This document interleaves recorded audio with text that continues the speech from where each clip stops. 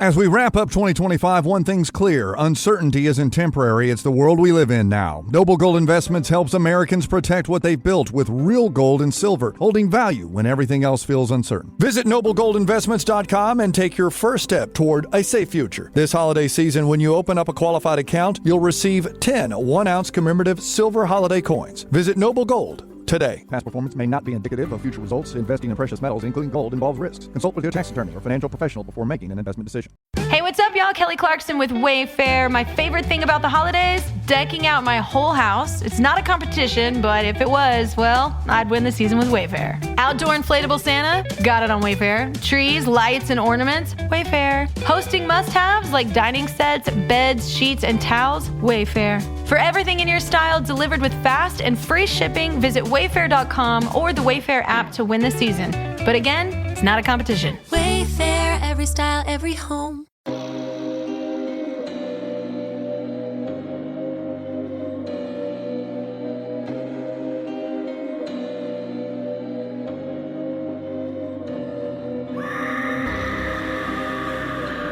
Hello, kitties.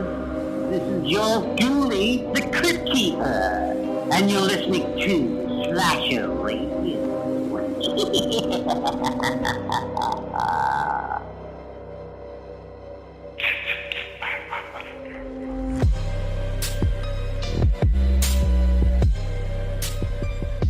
Welcome to Slasher Radio with the host Mikey Bonez, Rob Humphrey, and Cat Voleur.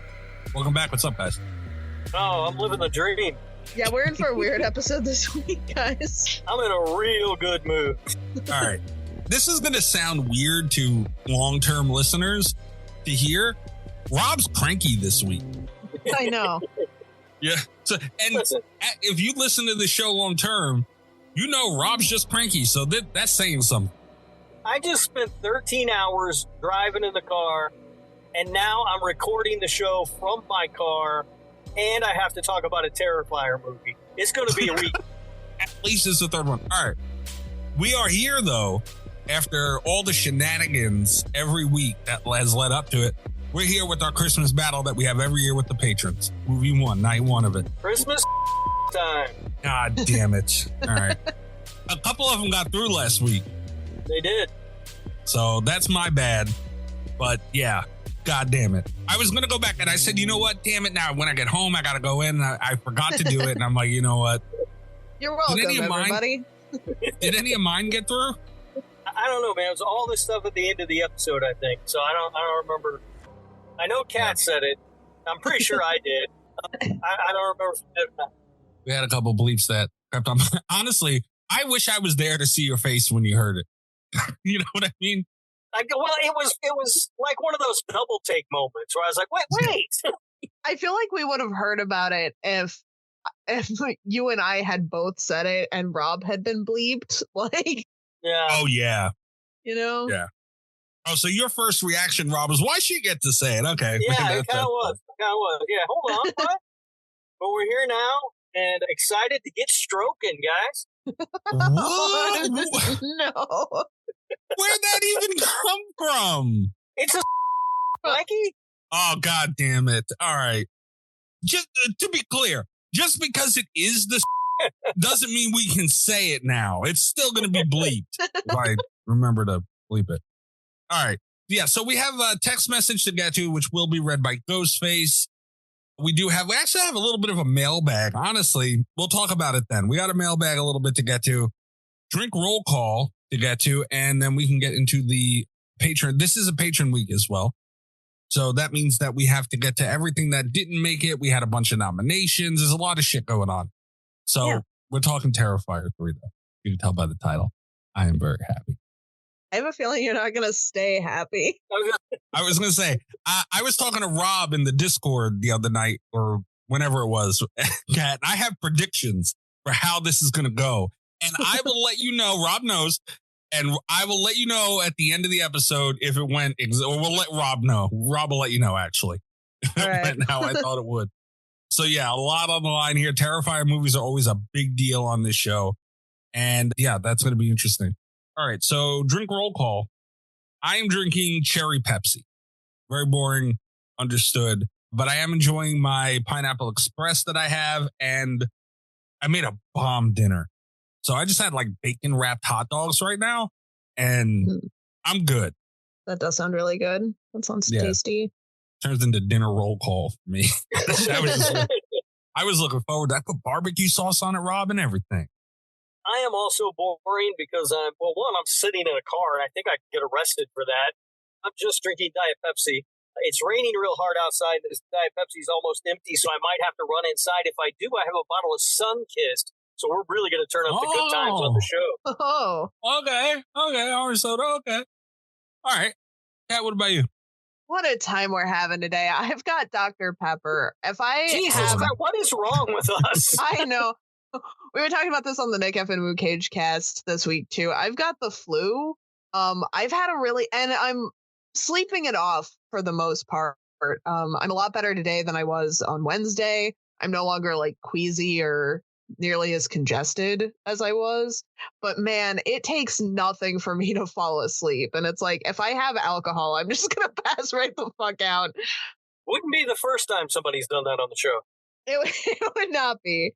Wow. Have we had a full strikeout before? I don't think so. We've had it when we change recording dates, but.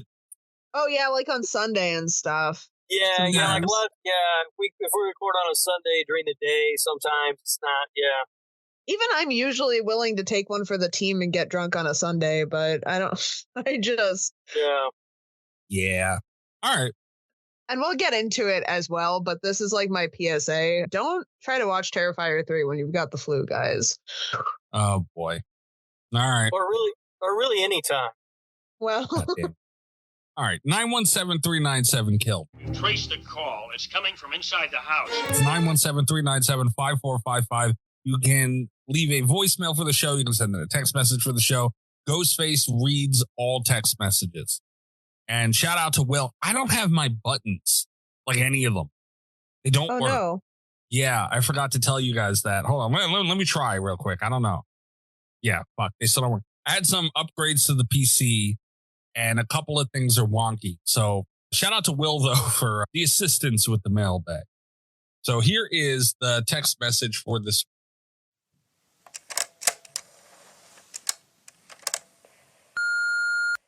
Ghostface here with a text message from IR Chris from the mailbag. Hi, hello, Slasher Radio. It is I, the card-carrying hose Pepperoni, with a commitment to the bit with a check-in. I want to congratulate Bones for taking the Cult FM 7 Days to Die trivia gauntlet like a big boy. He was given the conditions and without blinking said, "Bring it." So I am proud to announce that he has passed on the ring curse. Bones is now free and clear. But now I am sad to announce. Robert Thunderballs, Humphrey and Cat wears my book about eating worms velour. He has redirected the curse. His failure to reach a C grade in Ring Trivia, a franchise he said he would never need to re-watch to talk about, means this. Bones has sacrificed one of his movie picks to the benevolent Chaos Goblin. I.R. Chris. He won't see an Asian horror movie pick, but the pick will be customized to target one of you two. This pick will not be gentle, as the dildo of consequences will rarely arrive pre-lubed. Make peace with your God. God damn. IR Chris. Are we going to have to bleep Ghostface? I was going to say, I don't think he can say dildo.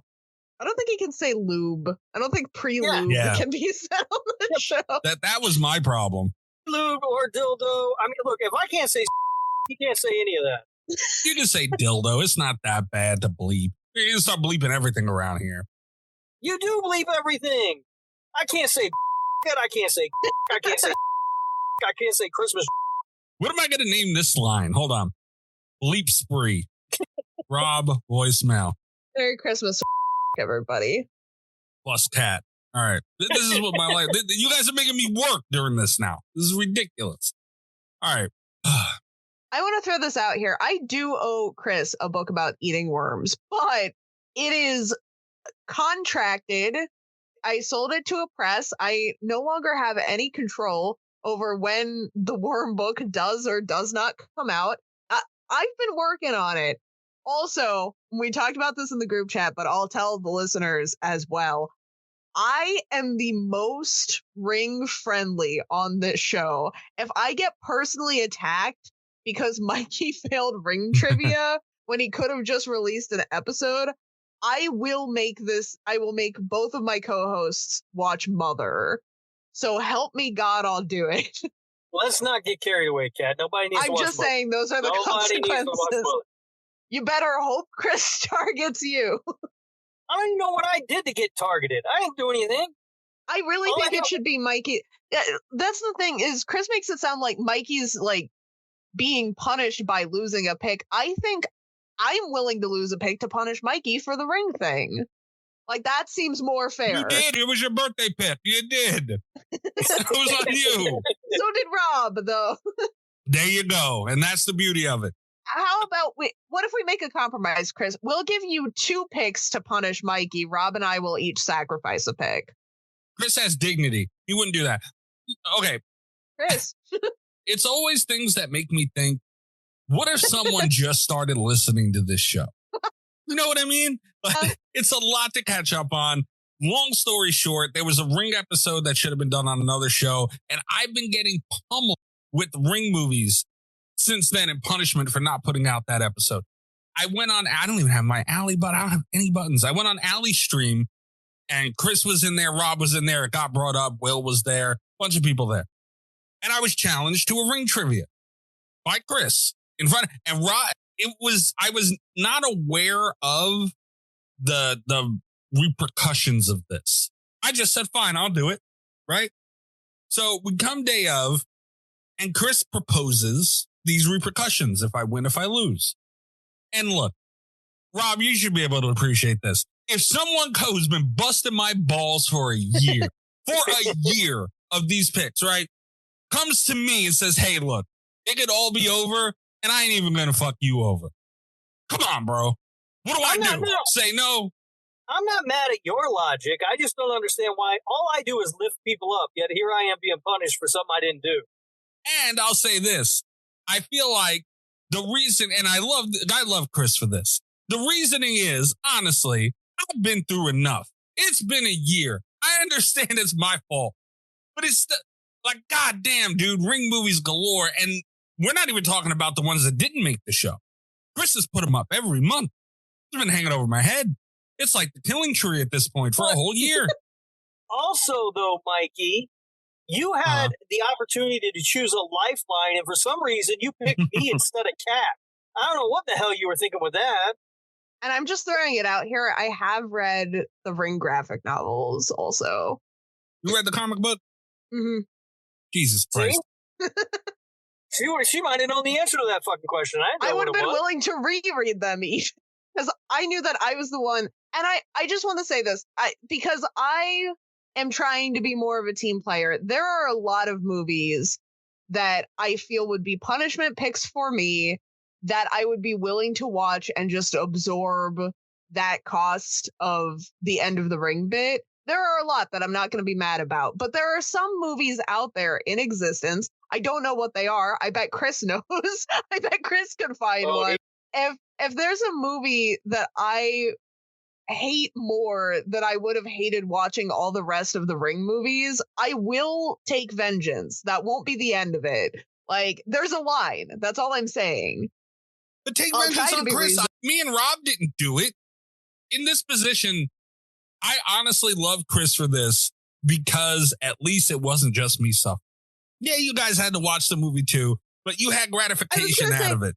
We had to watch it. You're saying that you've been through enough. We all watched all those Ring movies. Yeah, but those were your choice. You did that at the end of the day. But the Ring was your choice. Yeah. I understand. I did it once. We all did it once. I only did it once. But I'm not the one bitching about it, though. I understand what I did. That was the consequence I had to pay. Yeah, you're the one who's off the hook. Of course you're not bitching about it. I dealt with it for a year. It's not a life sentence. What am I supposed to be, 80 years old? We all dealt with it for a year, Mikey.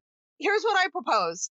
In the spirit of Christmas, I think that when the punishment pick comes, we should have the choice between watching the movie or marathoning all of the Ring movies. And that way if we go through with the punishment, it's like a no bitch situation because we chose to watch it. Also, honestly, Chris, I'm sure you're listening to this, Chris. My vote, honestly, is shoot a cat. And here's why. She had it the easiest through this, Rob. You got to admit this, too. Because she at least liked Ringu and The Ring. Yeah, that's true, Cat. You got, what, half the movies that you like. That's not that bad. We had to suffer through every single one of those damn movies. I wasn't called as the phone a friend, though, so... Yeah. There's no one on this recording right now who thought I was going to get the answer to any Ring question. I always chose this phone a friend. I'll never know. And there was also no one on this call or that was an alley stream that thought I would pass that fucking trivia thing. There's no way. Keep in mind, too, listeners, I was asked questions about the comic book and the website that was used for promotion. What was the link to the web? I don't fucking remember. I was 12 when that movie came out. I don't know. And I didn't even know there was a comic. These movies did not have anything to do with whether or not I'm capable of talking about The Ring or not. It just doesn't. Yeah. And that's the way it is. And honestly, me and Allie, we're kicking around the idea because Rob said in Allie's chat that the power move would be if we released the Ring episode on Cult FM after all this. And honestly, we've kicked it around, but I will not watch the fucking Ring again. So now that is the holdup. But I'm off the hook either way. I'm just saying I have the most to lose and the least to gain from this. And I'm not saying I won't do it. I'm not saying I won't watch a punishment pick, even though I don't think this is my fault as much as it is Mikey's fault. I'm just saying absolutely. I might bring you down with me. I mean, yeah, it's my fault. Because but I'll still have a pick after that. He's taking your pick. So my pick might be Mother. We don't know. I have seen Mother.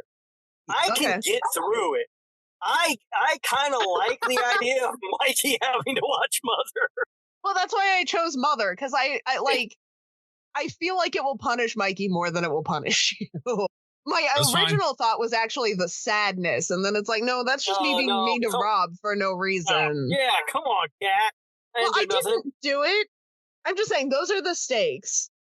All I have left to say about it is, you guys thought it was funny. You guys thought it was cute. That I was being attacked by these movies all along. You guys thought it was funny. And this is what you get. And I'm glad that Chris at least acknowledged that everyone else should share a little piece of the pain and it shouldn't just be me. Bravo, Chris. I wish I had my applause button. I'll take the 1 week punishment for the satisfaction that I got from a year of you. That's what I'm saying. It's not bad, dude. You guys should eat a little bit of shit. It's fine. Also, and I've said this to Chris already, but remember, slashies are right around the corner and somebody's going into the Hall of Fame. And if Chris doesn't get in this year, it becomes a bit. And he might not be helping his chances. God, he's got a lot of leverage there. Because he did mention that. I don't remember if you mentioned that on the show, Rob, but you mentioned it in Allie's chat. And Chris seemed like he wasn't scared. I think he's bluffing, dude. I think you got him by the balls on that one. I'm not going to lie. He mentioned it to me, too. That was when I started making threats. Because I don't have that kind of leverage. I don't have the kind of leverage where I can argue that Chris should spare me. I just have. We've all made decisions. I understand this is where we're at. I'm just saying I'm not entirely done being vengeful. I've still got some revenge picks in me. Speaking of trivia on Allie's stream, just so everybody knows, Will the Thrill and I are set for a weenie off soon. Yeah, Cat. Mm-hmm. What a good name for that. Yeah. She picked up what it was. She didn't even think you guys were fighting. What a good normal name. Honestly, if someone said that to me, I'd be like, oh, so Allie said fuck to a TOS. She's getting banned, and this is how she's doing it. Bro. I mean, she might get banned anyway just because they're calling it the weenie off, but... Maybe. But yeah, they're having Halloween trivia. So at Allie Surreal on Twitch, for any of our listeners on Twitch, she's going to be doing that more often. Also, Dweet from Twitter is going to be on there too soon, apparently, allegedly, maybe. So any Dead by Daylight fans, that's on there too. But honestly, Kat, I was saying when Will and Rob were going back and forth about it in her chat, Rob knows his shit super well, especially about Halloween and Friday the 13th. And if there was anyone who I thought could take him out in a specifically Halloween franchise trivia contest, it would be Will. I'm excited to see the results. No, I've already said, even if I lose to Will, I'm not going to be mad about it. Formidable opponent. Like, that's you guys' specialties, and it's going to be impressive. I know damn well I couldn't beat you guys in that. Not in Halloween specific. Yeah. But, we'll see. Also, it's going to depend on how crazy the questions are, how left field they go, Yeah. I've seen a little bit of it. Allie was working on it. It might be done, Rob, honestly. So that might happen. That probably would have happened already by the time this episode comes out, maybe. And so they seem fair. Chris didn't do it. I'm not going to get any comic book questions, I don't think. Right? I'm still mad about that, man. There was no way I could have won that damn trivia. I was set up, by the way, too. The other point of all of it is I didn't even fail it. If it was questions about the movie, I probably could have passed it. Half of them, there was bullshit. They asked me who did the mother raise? I said Samara, it's her mother, right? Trick question, it was horses. I said, come on. I understand they're both right, but they're both right, Well, okay, except for they're kind of not right, because she raised the horses. She killed Samara. Hey, man, it did not say the completion, but she did raise her. I'll be honest, that's a better answer than I would have come up with. I'd just be like, I don't know, was she out there raising hell? I don't know. Yeah, so that I obviously wasn't in charge of the contest, but I would have accepted raising hell as an answer. That's amazing. Yeah, I got no leeway. No leeway. And ridiculous questions. I'm still mad about that, Chris. Anyway, I can't even hit my button. Oh, wait, no, we had stuff from Patreon, too. Why, what's also, up? Also, outside of the vengeance, though, congratulations to IR Chris for getting out of the ring bit. Yeah, bro, happy for him, too. Yeah. He's felt boxed in by that thing for a while, I think. I've heard, and I'm not going to say it got to a peaceful resolution, but I am glad that we have gotten to a resolution on it. Like, we're moving forward, and congratulations for hanging in there, sticking it out. We appreciate that kind of commitment to the bit on Slasher Radio. Chris got to the point. This, honestly, we're kind of winners in this. This could have ended way worse. Chris got so locked into it, and I agree with Kat. Kudos to committing to the bit 100%. Even Chris was like, "Can we stop this now, please? Like, what can we do here? All right." Like Chris every single month for the Patreon pick was putting up a Ring movie. And I get it, man. Like, he wants to put up other shit too. He doesn't want to, like, it's to the point he doesn't even want to hear us talk about the goddamn Ring anymore. That's how, and I think us using our birthday picks kind of helped wore that out. We were fighting fire with fire. And you know what? I think us as a group for this show, the three of us, we did pretty good in this battle. I'm not going to lie. We made it out unscathed for the most part. Yeah. I'm proud of us too for committing to the bit. It might be the first time we've all stood together as a team on something. Begrudgingly, what we did. We were happy about it. Honestly, dude, we were in the middle of a battle and we didn't even know it. It's like the Ring era of this whole show. It went on that fucking long. We can look back on it now. Dude, we were fighting a battle we weren't even aware of. And we did pretty good. I mean, 3 Ring movies later and now whatever Chris has for us, but still, we did all right. Good for us. Good all right, for us. So Gabagooli missed. Oh, no, I have stuff from Patreon too. Jeez. Okay, this might turn into a bit depending on not a bit, but like an extra segment, an extension of the voicemail text message. The patrons have been commenting on Patreon. So I feel like those should be read on the show too. Sure, yeah. Let me find where it started. Well, I think there was more last week. It's really been Will and Carly. Greg will get in there sometimes. And okay, yeah, there's not too much here, but IR Chris commented on our last week's episode, Misery. And he said, God damn it, Mikey urban legend this. He's talking about my Portnoy sport from the damn movie. You did urban legend it though. So no, I didn't. We went over, we literally did the math.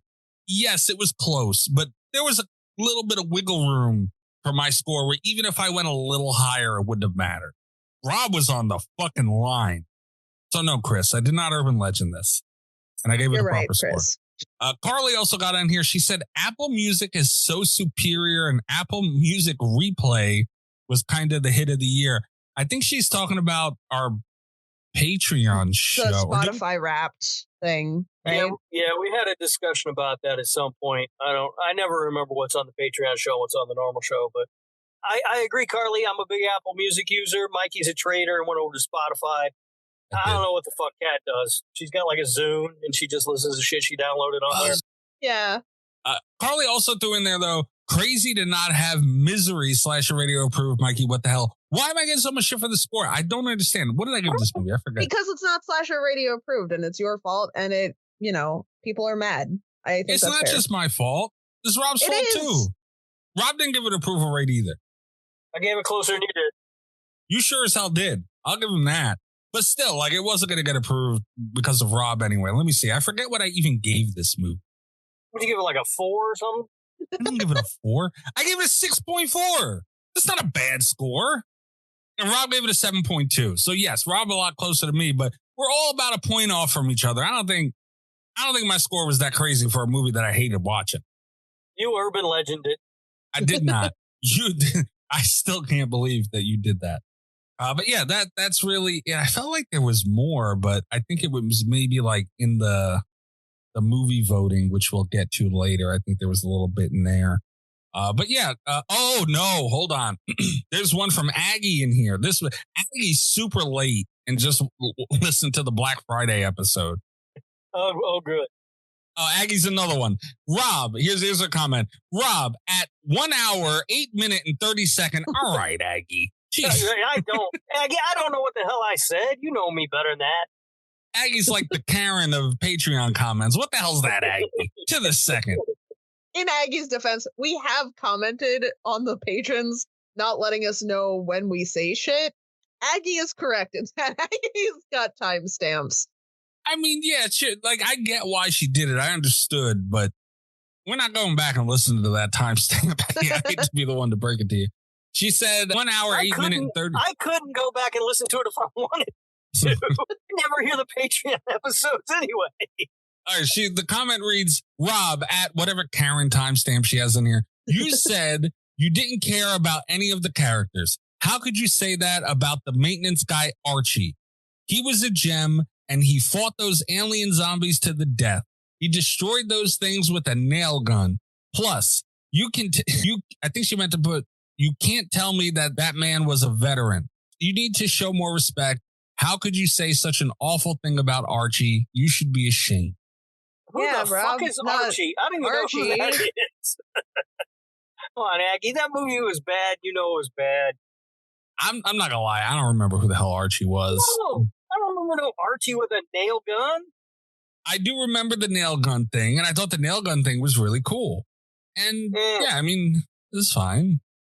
It wasn't that bad of a movie, Rob. Like, I can't believe you, out of all the things to hate as much as you hated that movie, it was weird. It's bad. I don't like it. The balls on Mikey to be like, of all the things to hate, when he just urban legend Misery. I did not urban legend it. I had like a 0.3 wiggle room. That's a good amount, especially at a 6.4. Like, it's almost a 7. You know, like, that's not bad. But yeah, I mean, I don't know, man. At least that movie was fun. Just sit there and watch Misery again. In that old ass room. I gotta have these zombie things running around. Black Friday was not fun. That was the problem with the movie. It wasn't nearly as fun as it promised it was going to be. You're right, and I'm not gonna argue that. You're right, but compared to Misery, though, that's all I'm saying. Yeah, but Misery's not trying to be fun. I understand, but I'm saying, what would I rather sit and watch? I mean, I'm saying, if Misery's description was Kathy Bates fights James Caan in a toy store, and then we got what we got, I would be mad. But, It wasn't that. It wasn't trying to be that, you know? I'm just saying, I didn't have the worst time in the world watching Black Friday, and I gave it a 4.4. I hated watching Misery, and I gave it a 6.4. I feel like I'm on par. I don't even understand what's happening. Stand by it. Hit your buttons. Right. Well, if you need clarification, Kat, go back to the timestamp and listen. Yeah. We have a timestamp. Thank you for the comment, though, Aggie. Patrons do that more often, by the way. Like, it would be nice to have a little mailbag segment. Yeah. Instead of just one thing. Like, it would be nice to have a little bit. So, yeah, interact, man. Come on. Listeners, too, who we don't normally hear from. Come on. I'm being lazy pricks. Let's not open it to everybody. Let's the patrons, you know? These other freeloaders, look, if you're not paying for the show, I don't want to fucking hear what you say. That's what, but I'm saying text messages. I mean, it is nice to get that interaction. But if the patrons do it more, it won't matter. We could do it patron only. That's true. Yeah, I mean, we're already giving you this shit for free. This fucking gold right here is free. Rob's sitting in his car. He's sitting in a goddamn show on my Bluetooth. Come on. He's sitting in a car for you, listeners. Subscribe. Goddamn. Oh. All right. Crazy Indian, get the fuck out of here! You! Go back to turning tricks and old folk and you pain in the ass! This is the Gabagool Mystery Corner where our listeners anonymously send in Italian memes making fun of me for being Italian. I don't know why they do it. We're here. Welcome to Slasher Radio. Yeah, and speaking of this, Cat, don't let me forget, I got some stuff I got to send to you. Okay. I got it today while I was on the road. I didn't have time to send it over. We have Mikey. I have a Gabagool mystery meme that I've been saving for this week because I knew that we were starting Christmas stuff. I have one that I saved from last year's Gabagool mystery runoff. I'm not sending that one today because a kind listener sent in more Gabagool mystery memes than I could use in one Christmas. So Jesus Christ. Guys, look, everyone who's sending this shit in, calm down. All right? Like, doing the holiday stuff, I get it. But, dude, like, I'm going to get like 2, 3 around the holiday. Like I said, we don't need. So one person sent like what, 5, 6? The fuck? Yeah. Calm down, guys. Jesus Christ. Holy shit. You got that in your living room, Mikey? That's gross. Or genius. Okay. This is very disrespectful. All right? It's very disrespectful. Where do I begin? Okay, honestly, I don't even know what this is. Are those bags of mozzarella? Yeah. Or those onions? Oh, okay, yeah. All right, so the meme says Christmas tree Italian style. And I don't know, it's like a bunch of sticks and shit that's like, it's like a tree.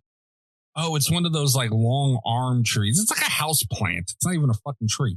It's like a house plant that someone decorated with hanging sausage, uncooked hanging Italian sausage and balls of mozzarella. Honestly, I think this is extremely disrespectful. I don't like this meme. Whoever sent it is a butthole. I would eat the fuck out of everything on this tree. Like, I would put a dent in the shit on this tree. I'm not gonna lie. I love mozzarella. I love sausage. That'll probably be a button on someone's soundboard sooner than later. But either way, yeah, this is good shit right here. As far as the food, because I do go and get mad sometimes at the food that are in the meme. So if we were just looking at that, top tier. Just as what we're doing right now, fuck whoever sent this in. Also, Kat, I no longer have something that I have to send to you. Oh, was this it? This was it? Yeah. Son of a bitch. I think I know who did this. All right. Would you like a second meme to confirm? No, right. I would not. Hold on one second. Hypothetical question. Would you rather 2 memes today or 3 memes for Christmas? We can't do 3 memes. What are you trying to kill me? It's Christmas. I shouldn't get any at all. How are you going to give me 3? Well, we could do 4 today, and then you won't have any next week. Oh, yeah, that's also an option. Except for you run the risk that people will send them to me next Thursday. So I don't want to promise that. I just, it's... But you realize it's not my responsibility to see all Italian memes sent in for a season or a holiday. But this is a problem for them. Counterpoint, it is our responsibility to show them to you. Yeah. That's on your terms. So give me one in fucking February. That's what the hell? Oh, yeah, I should probably have one handy just so that I can send one when we do the killing tree, huh? God damn it. Oh, yeah, that's a good idea. Yeah. All right, you're safe. I'm contacting the person that I suspect of doing this is live on Twitch right now. And I'm going to confront them and see what the hell they have to say about this. Interesting. You know what? Hold on. Let's see. Hold on. Interesting that you would think that it would be somebody on Twitch. Yeah, I don't know why Did you think send that. in Gabagool meme, you son of a bitch? Done hunting, I say. deny or confirm. Son of a bitch, I knew it. Aggie, why? God damn it. She got caught live, and 4Cat caught her live on the fucking show, live reaction just now. Caught one. I just pulled an Oompa Loompa, and I caught one in the act. You don't know that. She says she could not confirm nor deny. And I can't confirm nor deny. Because I noticed patterns on these things, man. We've been doing this year. I'm going to pick up on some stuff. Starting to learn some shit here. Sons of bitches. All right. We'll take a quick break, and we'll be right back with Terrifier 3. Jesus Christ. Hey, what's up, y'all? Kelly Clarkson with Wayfair. My favorite thing about the holidays? Decking out my whole house. It's not a competition, but if it was, well, I'd win the season with Wayfair. Outdoor inflatable Santa? Got it on Wayfair. Trees, lights, and ornaments? Wayfair. Hosting must-haves like dining sets, beds, sheets, and towels? Wayfair. For everything in your style delivered with fast and free shipping, visit wayfair.com or the Wayfair app to win the season. But again, it's not a competition. Wayfair, every style, every home.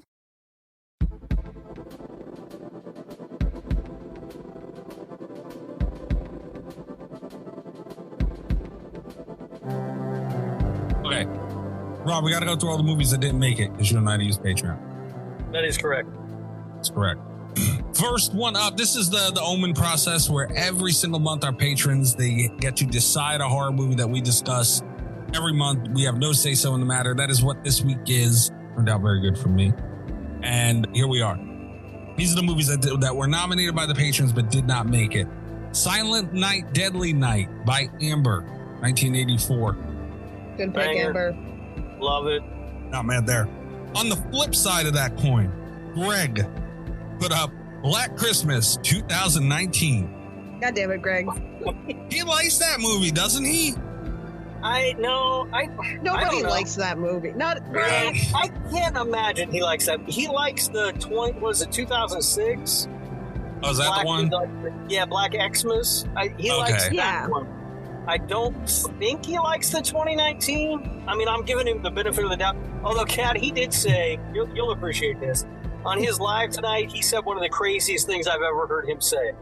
Do you want me to tell you or not? Oh, no, I want to hear. He put forth the take that Spiral is the better version of Silence of the Lambs. What? Wow. Yes. Those words came out of his mouth. That pisses me off. God damn. It's an affront to humanity, to be honest with you. I don't even know what to do with that. Like, does he hate Silence of the Lambs that much? He's a prick to it. And how? I don't know. And how does he like Spiral? See, that one I knew, and I thought you were gonna try to surprise me because I know that he has some Spiral is the best Saw movie takes. It was I was prepared for that, and then you said Silence of the Lambs, and it's how did that get wrapped up in this? I've never been watching Silence of the Lambs and been you know what this needs? A comedy bit, and for Buffalo Bill to email Clue. That's just never occurred to me. Well, that's what he said. Ooh. That's what he said. Oh my God. And also, we didn't plug the Patreon very well. We spent a lot of time talking about that Ring trivia, and we never mentioned that you can hear the entire thing if you subscribe to our Patreon. Oh, yeah, you can. You can hear the Ring trivia this week on Patreon. We're always talking about why don't more people subscribe to the Patreon. Maybe if we plugged it a little better when the opportunities came up. We forget to tell them. Yeah. There's so much to go over. No, Yeah, that is on us though. Yeah, the entire video and audio of this whole thing, potato and all, on Allie's stream is live on Patreon. Well, not live, but it's on Patreon. So and watch the video if you can. Because she did a fantastic job with the set and everything and all that. It looked great. Yeah, it looks really. It's hysterical. It's perfect for Allie. It's the most Allie thing you'll ever see, and I mean that in a good way this time. It's very white. Super white. All right. What else was on here? It's also hard with Greg to tell when you're talking about bad movies and good movies and which way. It's so hard to tell what side he's on the thing. Also, I do want to just throw this out here. I really don't want to rewatch that Black Christmas, the 2019 one, And I hate to say it, it might be a good episode of the show. It might be one of those, like, we all come together as a Christmas miracle to really hate a movie, and it's a good discussion kind of episode. Are you saying that should be our pick for this? I am not saying that, because we've got, this is the year we're going to win. We've got an ace up our sleeves, guys. But we really do. We really do. Okay. We'll talk about that another time. So, A Christmas Horror Story from 2015. That's nice. A really good one, actually. I like that one. And I haven't seen it. It's flown under the radar, but I really like that one. It's solid. Okay. Will puts up A Wet Dream on Elm Street. And he puts in parentheses, he wears a Christmas sweater. It counts. This was not voted upon. We've unfortunately had to have this conversation before about A Wet Dream on Elm Street. It was with Chris that we cannot just have porns on the show. So, yeah, Will knew that and he was joking around. He didn't really have a pick. But still, honestly, he's got a point. Kind of counts. Yeah. And look, what better movie for us? Stop it. You're just trying to see what you can get through now is the problem. This is what I'm challenged with now. And I have to be really good at it for you to get bored of doing it. So, God damn it. You are a pain in my ass. I need you to know. Well, also, I've only got this week and next week to get these in, you know? Oh, yeah, because you won't throw around or whatever else after that. I always throw around, Mikey, but... That's your new button, Mikey. Yeah. Wow. Never thought I'd hear Rob say that. Okay. Oh, unrelated. We're getting so sidetracked here. The Pineapple Express is bad for when we record. Cat, I was playing with DVD with Rob the other night, and what a nightmare that was. But Cat, no, my God, the snowballs and the snowmen are back, and it has upped my gameplay. Cat, is that true, Mikey? You would need a whole nother recording session for me to explain to you how fucking worthless he was because he was able to throw a snowball. Like, I cannot even begin to explain the amount of shit that I had to deal with him. I seem to recall last year there being some incidents where Rob was not helping people, but was in fact hitting them with snowballs. It was even worse. It's same shit. Yes, exactly. But he was so much worse. It may or may not have happened again. There was one match where I basically spent the entire time hiding in a snowman. It was spectacular, Cat. That sounds amazing. I ran a killer like you wouldn't believe. I had to fight for my life out there, Cat. My cheeks were on the line. This guy was just blood hungry. And he's giving me hell and just whooping my ass time and time again. And I'm looking, I'm like, why not no generators being done in this time? Like, what the fuck? I look down, there's still like, I'm like, why are there no generators being done still? He did nothing but. At least last year, he did a little bit. Like, if he had the chance, he was not going to pass on it to fuck around. Don't get me wrong. He did nothing but this time, though. So it was so much fun. But the point of me bringing it up was I got some real good buttons that are pending for Rob out of that night, though, that I'm really excited about. Where was Aggie put up the mean one, which we did last year. God damn it, Aggie. To be fair, Aggie didn't listen to the show last year, so to be fair. That's true, but still, she has really put up some bad movies. The one after that was Gremlins, 1984. That was put up by Leah. Good job, Leah. That's a winner right there. I would love to watch Gremlins. Next one was Gremlins. I know, right? The next one was from Tasha. Someone else. Speaking of mad at me. She put up The Ginger Dead Man, 2005 on Tubi. Tasha. Another banger. Good Absolute job, Tasha. banger. Nice work, Potato Thief. Tasha that would have commented. been fun because Ginger, our Christmas pick was once on Joe Bob, and so was Ginger Dead Man. We could have had a Joe Bob pick competition this year. That would have been fun. Tasha commented on this. I tried to find a better Christmas shark movie than Santa Jaws, but had no luck. So I went with Mikey's definition of a quote shark movie just being cheesy greatness. Yeah, it's Ginger Dead Man's awesome. Yeah, I don't know that a better shark movie than Santa Jaws exists. Like a better Christmas shark movie, like I don't think that's happening. I'm not sure a better shark movie than Santa Jaws exists, to be fair. And, Christmas specific, that's a hard sell. I commented on this and said GG easy. Which I did not appreciate. I should bleep this maybe. She said, Chef Boyardee bullshit. Like, are we to the point where we're just putting Italian things in front of curse words? Like, is that where we're at here? Ravioli, no. That's how racist terms begin, these slurs. That's how they begin. It's officially a slur if we're adding profanity with it. I want you guys to know. Like, the amount of racism towards Italians that occurs on this show has been fueling and growing. Duly noted. Saying, where were we? Carly put up All Through the House, 2015 on Tubi. I love that people are remembering to add Tubi movies. Yeah, I don't know what All Through the House is, though. Trust Carly. Probably a good pick.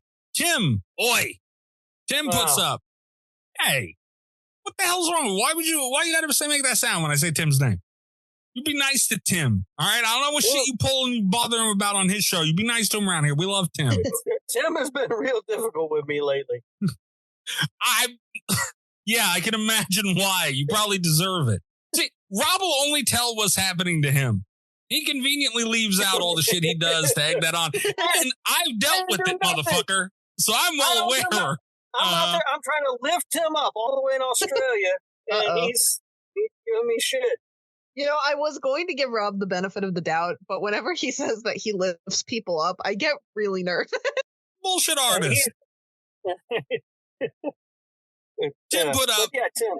Listen to Tim's show, by the way. Dummies of Horror is good stuff. Great show. 100%.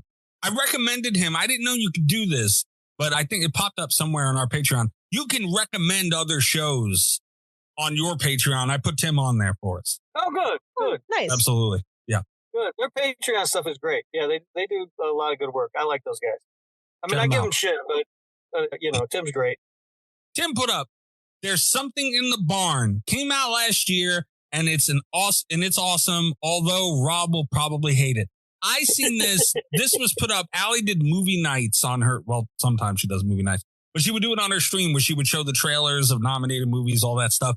This was on there. And I don't know if you remember this one, Rob. I was excited to watch this movie. I wish it would have won. Yeah, I remember seeing the trailer for it. I haven't seen it either. I've heard good things that Tim does. He loves that movie. He talks a lot about it. I'm hearing about this one for the first time right now. It's like, it looks like a tween horror movie, but not real, like a kid's teenage horror movie is what it looks like. It's like about killer gnomes in a barn or something, Cat. I don't know. But it looks like it's a lot of fun. I was lost until you said killer gnomes. I'm back in. See, that's what I'm saying. It could be saved. It does look good, Cat. I haven't watched it. I kind of forgot about it until Christmas time rolled around again, and Tim mentioned it on his show like last week or whatever. Carly commented on this and said, this sounds so familiar. What streaming sites is it on? I think that's like Carly's nice way of being like, hey, Tim, you heard them. They want to know what it's on. Yeah. I think Carly's policing the patrons, which is a power move. She's our newest patron. Yeah. And a power move it is for her to do that. Although it's difficult for Tim to tell us what site it's on because it's different in Australia. True. And that's what Tim pointed out. He commented on that. I'm in Australia and it's only on one thing called Bingy. Now it's Bing, B-I-N-G with an E. Binge? Like, I don't know how Australians would say it. They have weird names. They have one streaming service they talk about a lot. It's literally just called Stan, which makes me laugh every time because that's a stupid fucking name. But yeah, so they'll be talking on their show like, yeah, I watched it on Stan. I'm like, what the fuck? Yeah, so Tim, I don't know if some dude named Stan over there just started a company or what, but I don't know what you're laughing about. If you ever started a streaming service, it'd 100% be called Rob. Oh, absolutely it would. Absolutely. I name everything after myself. He really does this the thing. Either that or Thunderballs, or lately I'd be banging, which I do appreciate. I'd be banging. Yeah, I'd be banging you. You know, people still in the Discord will just randomly go, I'll be banging. I love that. Well, they ought to. Yeah, they ought to. Also, so you know, Kat, there is a young gentleman in the Discord that has, I believe, idolized Rob. That scares me. Right? Cut that out. Don't do that.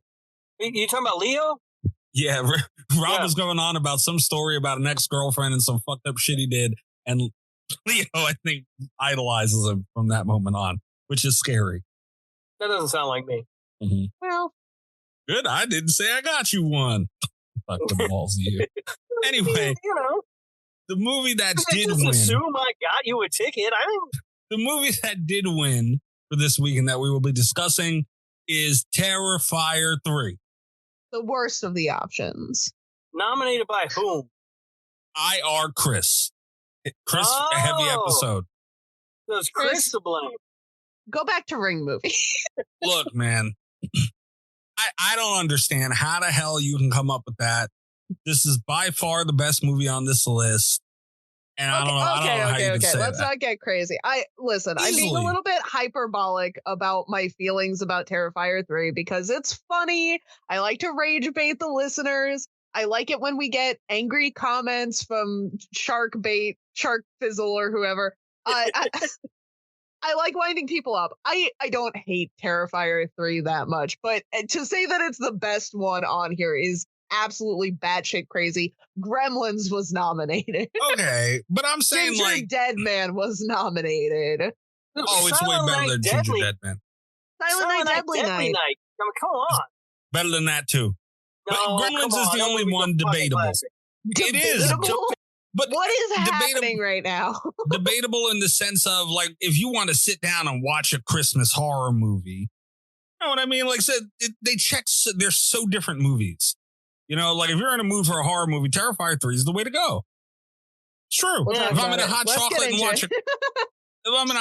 watch a Christmas movie mood, Gremlins all day. All right. Opening thoughts on this? Anybody want to go first? I've said this already. I think this is the best movie in the franchise so far. But, I mean, that's kind of like being the tallest guy at midget school. I mean, it doesn't really matter. It's fine. Wow. While we're repeating stuff we've said on this podcast, the big reason I didn't want this to win is because I feel like I've already left my most interesting Terrifier 3 notes on this show. They were spoiler free, but they kind of all hold true. Rob and I are opposites here. I think this is the worst one so far. It has a couple things that I like that we'll get into, but honestly, it's kind of boring. Like, I kind of thought that coming out of the theater, like my mind was starting to wander in places. Watching this while sick, I had to start it over so many times. Like, I could not stay up through this movie to save my life. It was rough. It took me all day to watch this. That was all I did today was watch Terrifier 3.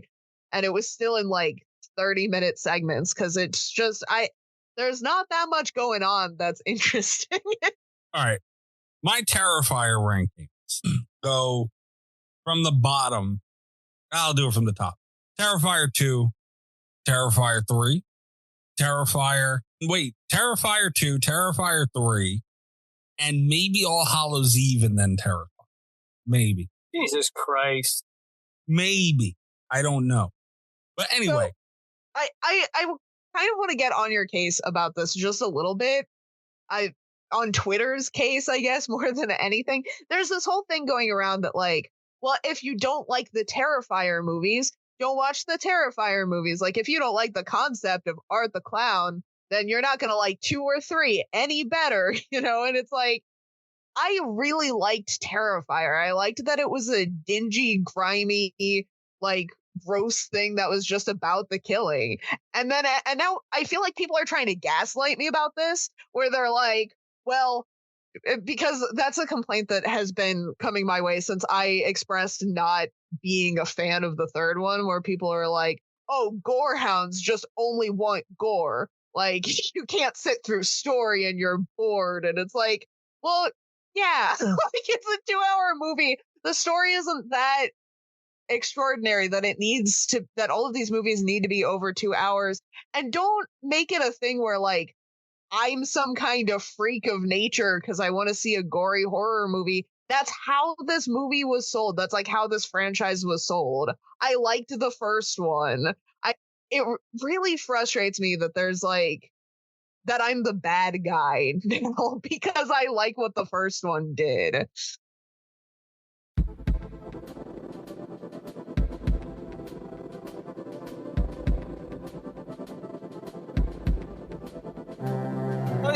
where we're at, though, Cat. The Terrifier fans are the Boston Red Sox fans of fucking horror. They're goddamn. You can't say a single bad. You can't have a valid criticism about these movies without getting attacked by everybody who thinks that they can't do anything wrong. Like, it's ridiculous. They were all happy to have my support when I was like, it's okay to just have a fun horror movie. And now that I want the movies to be more fun and less family dramas, it's like, well, you're just a weirdo. You make us all look bad. And it's like, oh, come on. Like, for the love of God.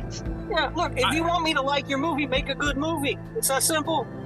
I don't think Terrifier fans do that very often. I feel like the most I've seen in that direction was people like they'll use the, indie horror and all that aspect of it. And, I can assure you they do. People have gotten mad at me. I've had people like in my DMs complaining to me about my Terrifier takes. I do agree with, I feel like Terrifier 1, I don't agree with if you don't like this one, you won't like the other ones. Terrifier 1 was very different from 2 and 3. And I can see that argument. If someone says, hey, if you didn't like Terrifier 2, you're not going to like Terrifier 3. I can see that because 3 is a lot of argument. Right. That's a lot of the same shit. It blew up. It really worked. They were doing things over again because they would get shit if they didn't, So like, I understand that. And I'm sure Rob and I talked about it very little and I brought that up. But yeah, no, I think it works with 2 and 3. That does not, I can understand someone not liking or liking the original and feeling differently about the other movies because they are different. The original one is very different. I don't know, man. It's gotten to a point where, and I was saying this to Rob last night when we briefly talked about it on Discord. It's just become like the third movie is just, you have to accept that this is what these Terrifier movies are going to be now. They set the bar with 2. It had tremendous success, regardless of how you feel about the movie or the content of it or not. It was very successful, and something's very successful, they're going to do it again. Like that's the tone they're going to go with. That's the way it is. And you can't argue with it, but you have to do it right for it to work again. Not recreate at the same level. Sure, I feel like Terrifier 2 is much better than 3, and you're never going to recreate that no matter what they do. But to at least achieve it to where it's passable, I feel like that's where the Friday the 13th movies kind of started falling off a little bit because they weren't quite meeting that bar anymore after a certain point. And now it's like, okay, you're doing the same thing over again. Jason Voorhees, we get it, but you're not doing it as well as you used to. So now it's just the same shit and it's getting worse. I don't think they got worse in this movie, man. Like, yeah, some of it we've seen already and the shock and awe of it is gone. And it is kind of like, oh, okay, you're doing this. But dude, this is what they're going to do. There's no way around. To your point, because you brought this up after I left initial theater comments. 2 was very successful. They were going to continue in the direction of 2. Course. And I did try to watch it. Like, even though I have complaints about how the Terrifier fans have ostracized me since this movie has come out, I did try actively, aside from just staying awake through the movie, to focus more on meeting it where it's at as a franchise and look at it more in comparison to Terrifier 2 than Terrifier. I really liked Terrifier, but that is not the experience that you're going to have with the sequels. So I've tried to kind of separate that in my brain because I think it's unfair almost to compare them. I'm here for the fun, tight 90-minute slasher film, and obviously I'm not going to get that from Damien Leone again. No. And again, I complained about the runtime for 2, and I'll complain about it wasn't that bad for me, the runtime in this one. It was 20 minutes shorter, and I don't know, I just didn't feel it as much. I feel like the flow for this one, although it might not have, the flow for this movie and the pace for it and everything like that, I feel it was pretty good. I feel like it had problems, but at least it was consistent to where I feel like that helps with run times and feeling them. So I didn't really hurt me that much on this one, but yeah, shave 20 minutes off it. I'm all right with that. Especially, this one, shave 40 minutes off the last one. We're looking pretty good. And I was saying to Rob, they're not gonna be making another one after the fourth one comes out, allegedly. Dude, I'm sure they are. I buy that bullshit for a minute. Damien Leone may be done with it, but these fucking movies are not done. Absolutely not. Bloody Disgusting will not let Art the Clown die. I can promise you that. I agree. But I'm just saying, either way, say you take him on his word, for Damien Leone alone, dude, you could have cut the last one 40 minutes short, cut this one 20 minutes short, and had a whole nother movie almost. This is what I'm saying. Like, I really feel like Damien Leone could have had one person that wasn't involved in the production of the movie come in to make cuts. And I would have liked 2, and especially 3 a lot better. 2 is so long that I feel like it's the easy target for issues about runtime. I really feel the runtime more in Terrifier 3 than I do in 2. And I want to say part of it was because I was sick and it took me 12 hours to watch this thing. But I felt the same way coming out of the theater. I felt that runtime. And it's because it's not as cohesive, which is crazy to say, but it's not as cohesive of a story. There's a dream sequence and a lot of extra fluff going on in 2, but it's it's a linear story, and 3 just kind of wants to show you cool stuff. But that's what these movies are, and that's part of the problem with them. I went to this and saw this one in the theater, and I left honestly a little disappointed. It wasn't as gory as I expected. And I think they're going to run into that problem because that's what these movies are, right? It's oh, how gory can we make it? What's the craziest kill we can do? And that only lasts for so long, right? If you're built around shock value, if your whole thing is built around shock value, you really don't have much because you're not going to be able to shock people forever. And that was kind of I completely agree because there's the chainsaw kill in 3, which I very strongly felt was supposed to be the equivalent of the bleach kill in 2. Yeah. But it's it started off and it's oh, that's kind of a crazy way to kill somebody. And then it just kept going. And I think it was to try and shock you. But my mind started wandering. It's all right, I've seen enough of this. I don't know. But I disagree with you. Well, I do disagree with you about the runtime. I don't feel the runtime of 3 nearly as bad as I do 2. That second half of 2 goes on for a day and a half. It's just stupid long and for no reason. With 3, I didn't think the pacing was that bad. That's why I think this is the better of all these movies. We finally get a little bit of answers to what's going on. 2 gave us none of that. 2 was just all questions. Yeah, which is, which again is another reason why I think 2 kind of sucks. I mean, we talked about it with Scream 6. Scream 6 feels like a trailer for a movie they're never going to make now. That, fucking Terrifier 2 is a 2.5 hour, whatever long trailer. It's fucking dull. And we talked about this in our Terrifier 2 episode as well, but I actually like Terrifier 2 less, having seen Terrifier 3, because I do agree that it felt like a lot of setup and I was there for it. I was the payoff for this is going to be incredible. But having seen Terrifier 3, I feel like it still was a crazy amount. The percentage of more questions to answers was not great. And also, I feel like the answers that we did get just weren't that satisfying. I was kind of okay, I guess. I agree with you on that. I don't think they're satisfying answers, really. But at least there's something. And we don't get nearly as many answers as I would have liked to have gotten. So I don't know. I mentioned it before when we talked about Terrifier 2. It's like this thing was written like a fucking TV series. I don't like the way it's broken up, the way they're setting everything up and doling out answers really slowly. It doesn't, for me, it just doesn't work in a movie format. These aren't complete movies. They do. They're going to make a ton of money doing all day screeners of the 3 Terrifier movies. When they forget about the first one, yeah. Which I feel like they've already kind of done a little bit. Well, I know you like the first one, but I think the first one's kind of just a waste of time and garbage. Like No, it's nothing. It's the first one is nothing. That's what made it fun, though. Like I don't know. Maybe it's just because we do watch so many full franchises on the show and like really talk about them and dissect like who the killers are across several movies.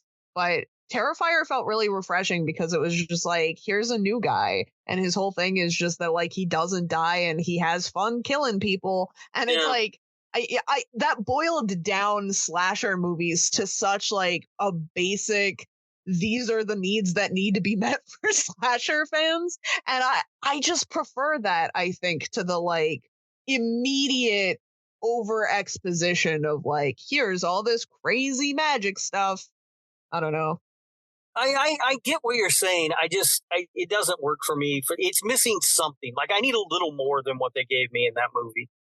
They don't really give you anything, and it's getting forgotten and ignored basically because it's the outlier, right? Like in 2 we get Sienna and Jonathan, and we start building characters and stuff, and and that just doesn't exist. And what do we get out of 1 that carries over besides art? What, fucking Vicky? I mean, by the way, that's another thing that a big strike against this movie for me is I do not think Vicky is an interesting character. I don't like her, and she takes a real big role in this film, and I do not like that, and I hope it doesn't continue into the next one. I'm sure it will. That's the thing, man. We don't know what they're doing and where they're going. Because it could be anywhere. I don't know that they know what they're doing and where they're going, to be honest with you. I mean, they spent how much of Terrifier 2 do they spend setting up that little girl that we never see in 3 at all? Like, what the fuck? Well, because we've got Vicky. It's not like we had Vicky for 2. It's not like she was a character for 1 that they could have easily used for 2. Right. It's so fucking weird. It's just a weird way to tell this story. It doesn't make sense. But I can tell you this. Damien Leone has said in several interviews that this is a planned out story. He does know exactly what he's doing, or at least where the story's going. He ain't showing me it on screen, I can tell you that. He might in his head have an idea, but what I've watched on screen so far, it looks like he's just fucking making shit up on the fly. But honestly, I'm not mad at it, man. Like, I do like that there's question, because we spend so much time watching horror movies where it's either something we're familiar with, Friday the 13th, Halloween, whatever it might be, and you obviously know where those are going, every single one of them. Even a lot of newer horror movies, you can see the direction of where they're, at least even if general, you can kind of see where things are going. There's a blueprint to so many things that so many movies follow. And I like that this one's kind of off the wall, dude. Yeah, they're taking a while to get there. The movies are too long. I agree. But at the same time, I'm not mad that they're at least leaving something for the imagination and making you guess and making you wonder. And I like that. So it's not a strike for me. Like, I do enjoy that part of it. Yeah, it's a big strike for me because it's not a complete movie. Like, movies have a structure, and they just don't follow that structure at all. It's bad storytelling. Like, you can add to the lore and still give me a complete story from film to film. People have been doing it for fucking years. Star Wars was a planned fucking trilogy, but each movie you can watch on its own and not be lost or not leave having a fucking ton of questions. You're right about that, but it seems to be by design, man. They're proud of it. We have this conversation again where it's like something can be by design and also be bad. Like, and I very much am a believer in, understand the mold so that you can break it, change the rules, do what you want to do. And there's a part of me that respects Damien Leone for doing that. Like, he's very clearly interested in doing what he wants to do, but I don't feel like this is I understand the rules and am subverting them. I feel more like this is just I'm doing whatever the fuck I want. You know what I mean? Like, it feels not as nuanced. It feels not as polished, or polished isn't the right word, because that was what I liked about Terrifier, was that it wasn't polished. Right. But it feels not as rewarding, I guess, from the audience perspective. But I like that, man. Because it's really easy for anyone anybody, like, okay, if a stranger comes up to you and is like, I have a plan for 3 slasher movies, right? Like, and he describes to you the basic plot of Terrifier, you're done listening to him like an hour later, and you're like, do you know if he's a genius or an idiot? Is the thing. But that's what happened to him. But I feel like there are a lot of filmmakers that could have like subverted all of the expectations and done what they wanted to do, and you would feel like they had a really good grasp of how to do it instead of just like throwing shit at the wall, you know? Like, he can tell me that he has a plan and I can believe him, but I don't feel that he has a plan when I watch the movies. No, I'm less and less with each movie. I'm less and less convinced that he actually has a plan. It reminds me of the TV show Lost. Remember the creators of Lost? They went on and on about how they had a plan, and then they gave everybody a shitty ending, and then later admitted, yeah, we were just making it up as we went. But they said forever in interviews and shit that they had a plan. I'm not convinced he's not doing the same thing, because I'm not seeing anything that shows me a plan. I find that hard to believe, only because, kind of like Kat was saying, that is what happened with him in Terrifier. Terrifier wasn't the movie he wanted to make. Terrifier was, as Damien put it, it was, God damn it, it was them showing they could make a movie. It was them not being trusted to do what he wanted to do. And so he said, okay, I'll go by these 3 movies into this thing, and I'm starting to think he shouldn't have been.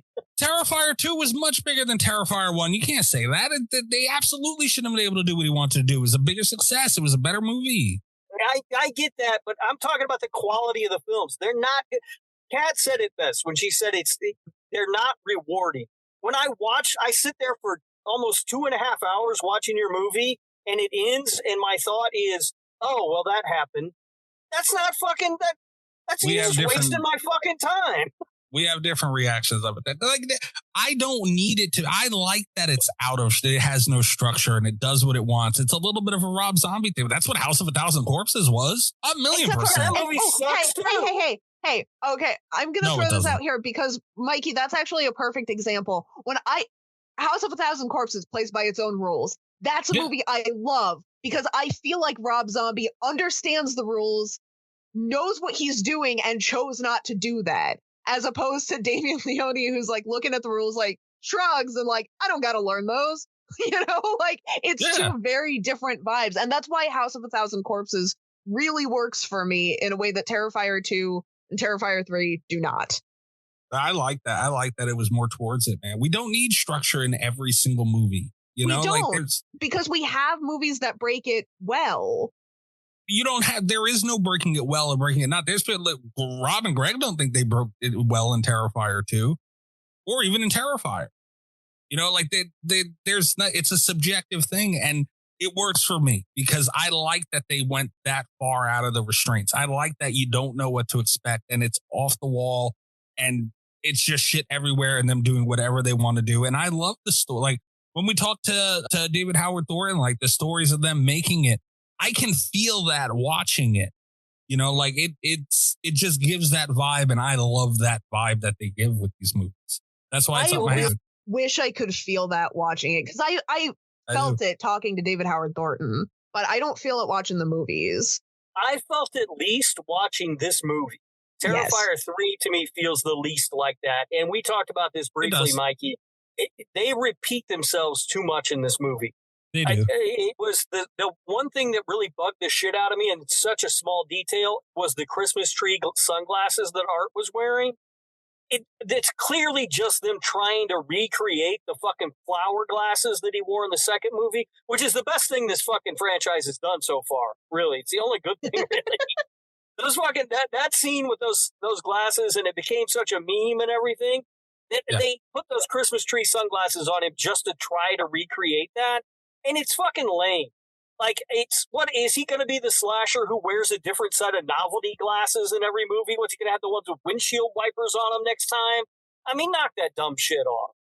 And that's another thing that makes it feel like, because obviously they're not making them all at one time and then, you know, staggering them. But it's one thing that makes it feel like it wasn't planned. Like that was the Christmas tree glasses are like classic sellout move, which is crazy because he hasn't sold out to anyone. He's doing that himself. He's doing it to himself because like there was an unplanned moment in 2 that fans really connected with. It went viral, great marketing, great merchandising opportunity. And then like one business person on set is like, let's do it again for the memes. And it's like, come on, you know?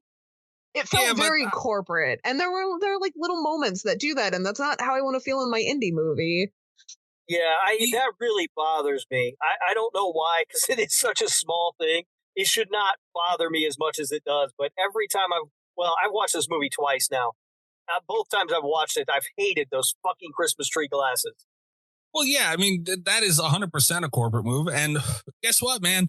They'll have the same merchandising for those sunglasses, and they'll perform probably almost as well. You know, people are going to want to have them. And it's something that took off. I mean, I'm not mad at them for it. With anything, when you see success, it's not indie anymore. You know, like there's money to be made. Bloody Disgusting and what's their Cineverse? I forget. Whatever the company is, that their production company for movies, that's more heavily involved. They're investing more money into it. There's other companies involved, and it was being shopped around. These are things that are going to happen, and we just kind of have to. I mean, that it happened with Nightmare on Elm Street. It happens with every single one of them, and that's just the way it is. You know, like it's unfortunate. It's an unfortunate reality. Now and this is what I was interested to see in the most with this movie. Obviously, it has to be good, but how do they handle that? You know, what's the balance look like for that? You know what I mean? And I think they did a pretty good job. Like, yeah, those moments felt absolutely business decisions, 100%. Like it can't be denied. It's very manufactured. I don't like it. Sure, it is. But I think they did it pretty well, man. Like the shot with the Christmas tree sunglasses in the van, and he was doing. I like that, dude. Like I'm here for it. I love that art has that range to be able to do that. So it's for me. Yeah, I didn't like it. The art moment that stands out that I like the most in this one is when he's eavesdropping on the conversation between that guy and the girl. That I thought was funny. Like, dude, yeah, you know, you've got to find a way to create those kind of moments for art in every movie. Mm-hmm. And I get that it's not an easy thing to do. It might be fairly easy. You've got David Howard Thornton at your fucking, you just let him do his thing. But that is a very funny moment in the movie, and it feels like an organic sort of fun moment. Whereas the glasses, it's kind of like, oh, you're just trying to cash in on the last organic fun moment. But I did enjoy that. The biggest complaint I think that I have about this movie is I don't like what they did with Sienna. I feel like her and Jonathan's roles should have been reversed in this movie. Jonathan should have been the one coming out of the hospital with the trauma, and she should have been the one at college. It just makes more sense to me that way. That would have been a lot more interesting to me, I think, because it felt so disconnected to get Josh into the story with how Sienna was introduced, you know? Yeah, I just, there's something about it that I can't even quite figure out what it is. It just doesn't sit well with me. And part of it also is that they're like, because and listen, I know that Terrifier fans, because Terrifier fans like to get at me for stuff. Don't. I understand like what they were trying to do. I get it, but it's when we left 2, and I know that this isn't where the story went, but when we left 2, we had like this very triumphant note for Sienna, right? Like she's the chosen one. She's got this magic weapon. There was a prophecy from like her father and the art and all this stuff. Like we felt very like, oh, art, this evil immortal demon has a counterbalance. Like that was kind of the note that we left 2 on, right? We didn't understand how it worked. We didn't know the rules yet. We had already kind of walked back one of the big rules that we did. Like we didn't. So, but we have this kind of idea, right? And then 3, it's like, okay, but it didn't really happen. And now I've got to doubt myself again. And it's like instead of letting her be triumphant and something new and like this interesting counterbalance that they had set up, we have to go like, we've seen the trauma from a killer arc before. we basically saw Sienna not believing herself in the first one. It felt like we're just retreading a lot of territory, and it made it feel like wasting time. Like, I did feel like my time was wasted in Terrifier 3 because I was promised something new and interesting and, very lore heavy. And I basically got, we don't know if the serial killer is real or not. And it's like, obviously, he is. Like, this is the third one, the second one, I guess, of the trilogy. But it's the third one. Like, we know he's real. I don't want to spend time setting this up anymore, where it's like, it makes more sense if that had been the case for her brother. And it made them feel like less of a unit, that he just like goes off to college and stuff while she's struggling. And like, they don't feel like a unit at all. He's hardly in the movie. He dies, quote unquote, off screen. And I do not believe for a second he's dead. If he is, I will be pissed off because I like that character and they fucked him over. If that's his end, I know that they did it just so they can do another fake out in the next one. Right. Like, because there's no reason why they wouldn't show that if he had actually died. But like, I mean, if you take it at face value, like if they're trying to trick us and we buy into it, that fucking sucks. Like, yeah, I didn't like that at all. But I'm with you. I don't think he's dead either. But it was easy to make it feel like it could happen because like they don't interact. They're not like they're like strangers interacting, and at the same time we've got like this whole. Again, the vibe shift just felt really abrupt from 2 because at 2, she's really close to her brother. They've lost like their other family and friends and stuff. And it's these 2 siblings against the evil clown, and it's like instead of having him struggle with that while Sienna like moves on and gets stronger and feels empowered, we have this situation where it's like we have to introduce a new family dynamic for Sienna to lose, even though, it should be just her going balls to the wall against this killer clown. Like, that was definitely what I wanted from 3, and we just retread a lot of slasher territory here that, like, wasn't refreshing. Yeah, the idea of showing the trauma of the survivor from the previous film has been done to death, especially lately. We're seeing a lot of that movies lately, and I'm okay with it, but I'm not sure that really that kind of a heavy subject is really what I want Terrifier to try and tackle.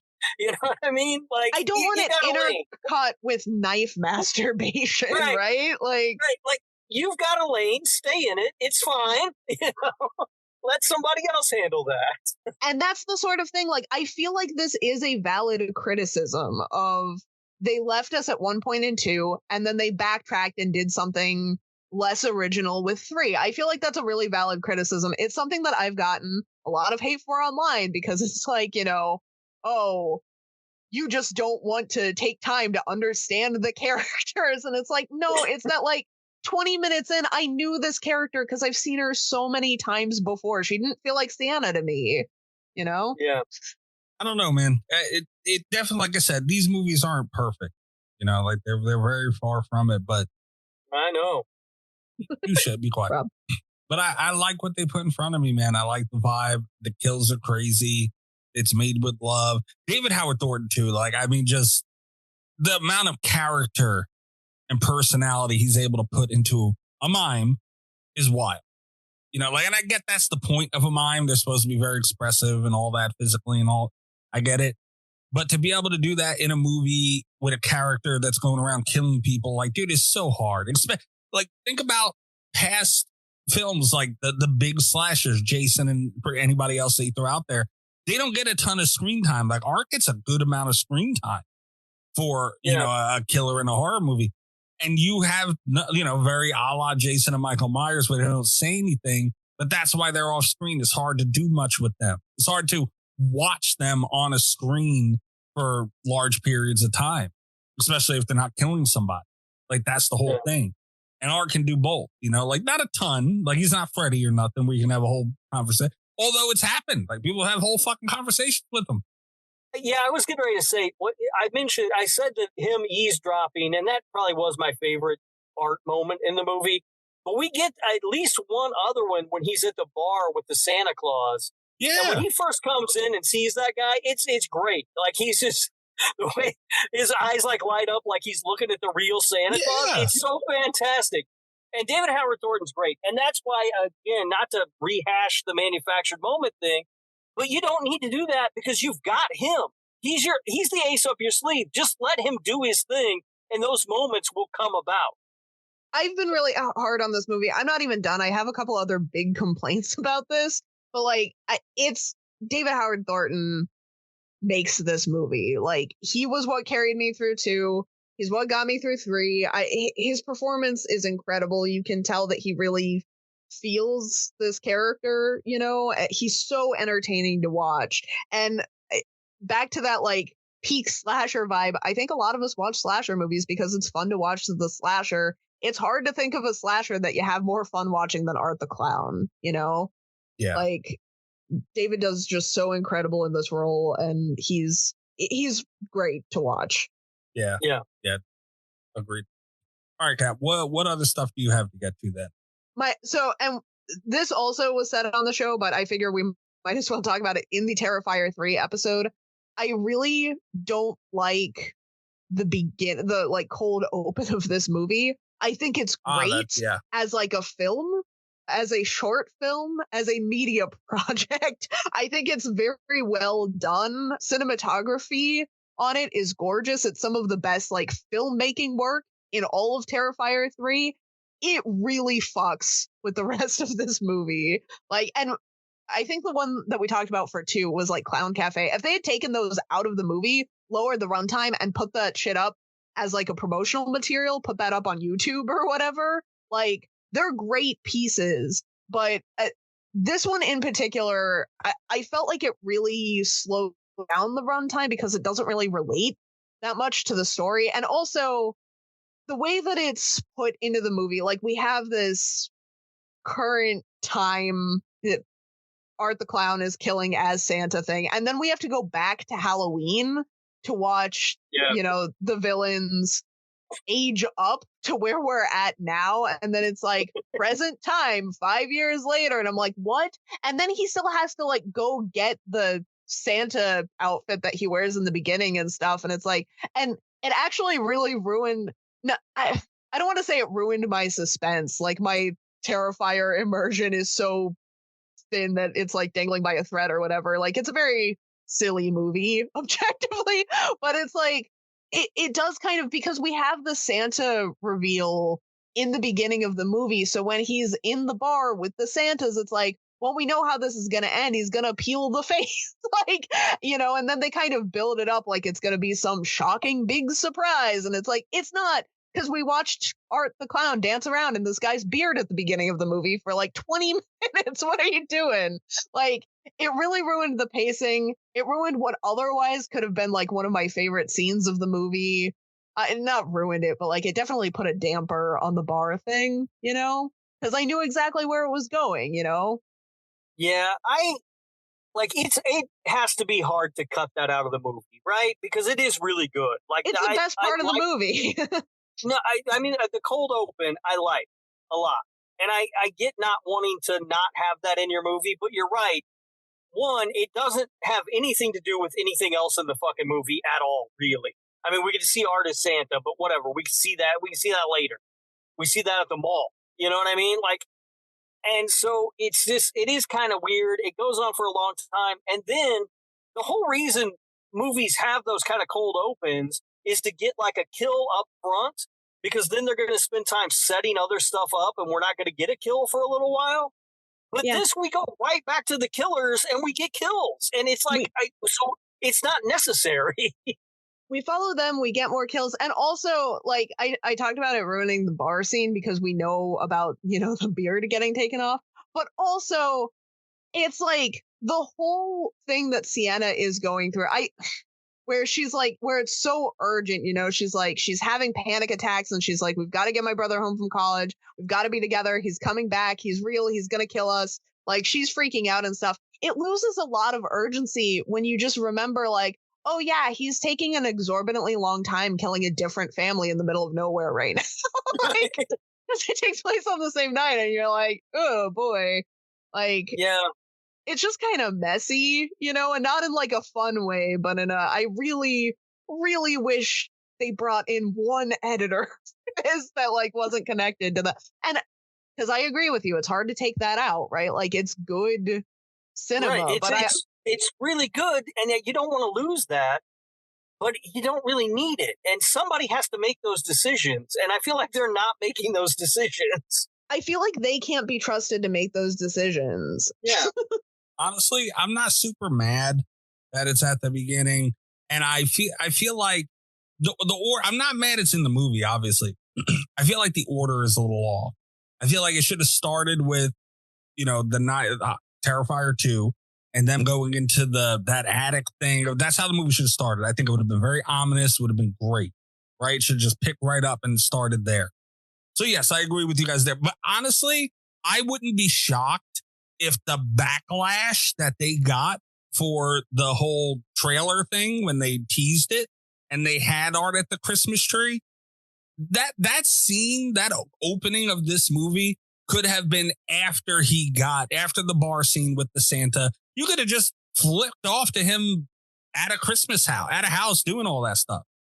Like that could have just been after the bar scene. He got the outfit. This is what he went and did with it. You could have just had that in there randomly after that, and it would have worked fine and probably better. But I feel like the backlash for what happened, like everything on Twitter and everywhere else where people were pissed. Like, oh my God, Art's going to kill a kid. And how could they? I wouldn't be shocked if that had something to do with it being the open. I don't know. Yeah, maybe. I don't know. I see what you're saying, and it would work if they put it there. Absolutely. I still think it kind of ruins the tension, though, because it's like, again, Sienna's like, he's coming, and it's like, all right, pipe down. Yeah, and also they would have had to cut it much shorter because it goes on for a long time, and you can't drop something that long in the middle of your fucking movie without absolutely killing the pacing. But, that's true. Yeah, but it would have been just as out of place though as it at the beginning of the movie. Yeah, like it's just at a different point. I don't know. Yeah, I agree. But again, how do you not have it in there? I don't know. Maybe it was planned to be the open, and but because I thought that too. I was like, man, that's a weird thing to do. Is go forward, backwards, forward, and I was like, did it have something to do? Who knows? But either way, man, it doesn't bother me. You're right. It might have worked better there than in the middle of the movie with that long of a thing. It very well might have. I really think that they need to do Terrifier themed short films because this isn't the first complaint like this I've had in a Terrifier movie. And also just like, I think it could have worked better had it been there, had it been trimmed and like, had they moved it there. But also another take, like while we're suggesting random pitches for how to shorten Terrifier 3, another idea, did we need to go back to Halloween night at all? I don't know. Not really. Because again, I just feel like they're working against themselves. I didn't mind the scene. The Halloween vibe, I think, works better for Terrifier than the Christmas vibe did, at least for me. So I was happy to see them back. But then, like, watching them do a bunch of vile stuff to, like, go to sleep in an attic to get woken up 5 years later to do more vile stuff to each other before they chase Sienna, not helpful plot-wise, first of all. But also, like, it kind of ruins the suspense. Like they go into the house and they're like, oh, what are we gonna find? And it's like, well, we know because we've watched them sleep all this time. Yeah. Now I do want to point out though one thing, Kat. The going back to Halloween did lead to the absolute funniest thing in this movie to me. The best thing, the best joke, and it's so small. I don't even know if a lot of people noticed it or not. When Art goes back to the hospital and they kill the people there and he gets his new head. Yeah.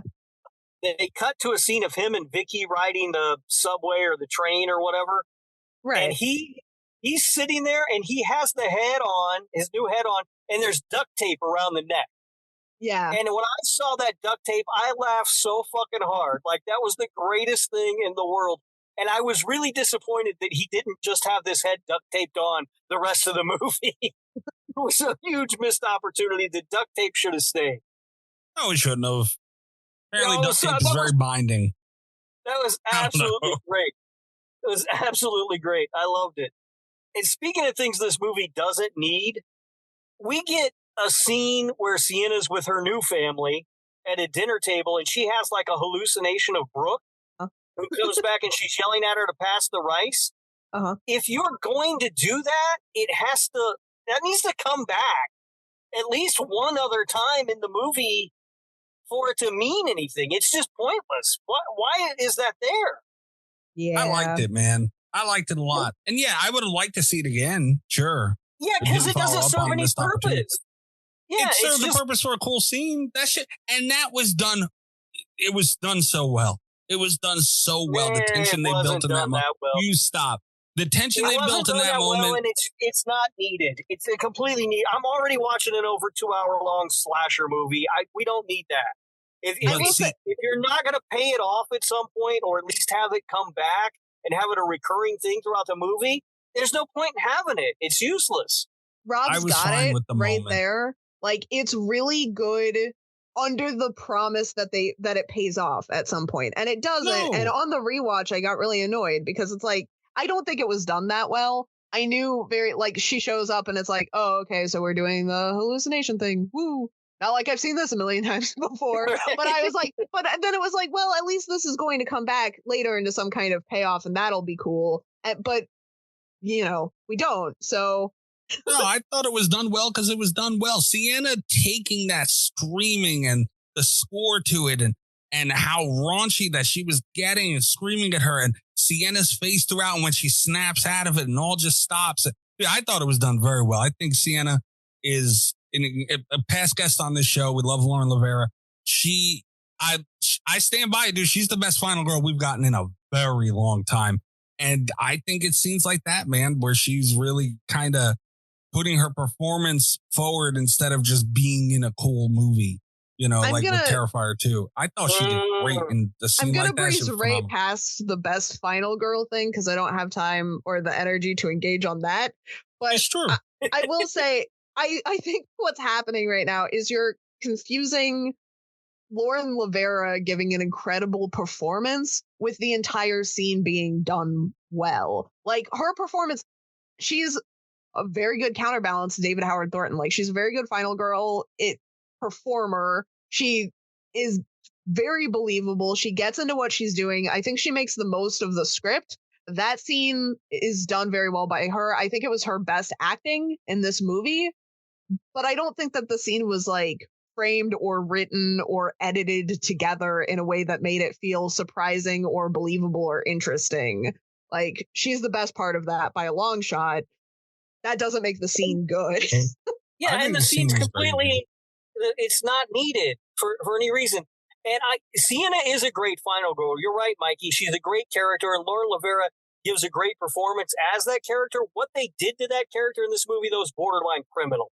I mean, they completely misused the character in this film.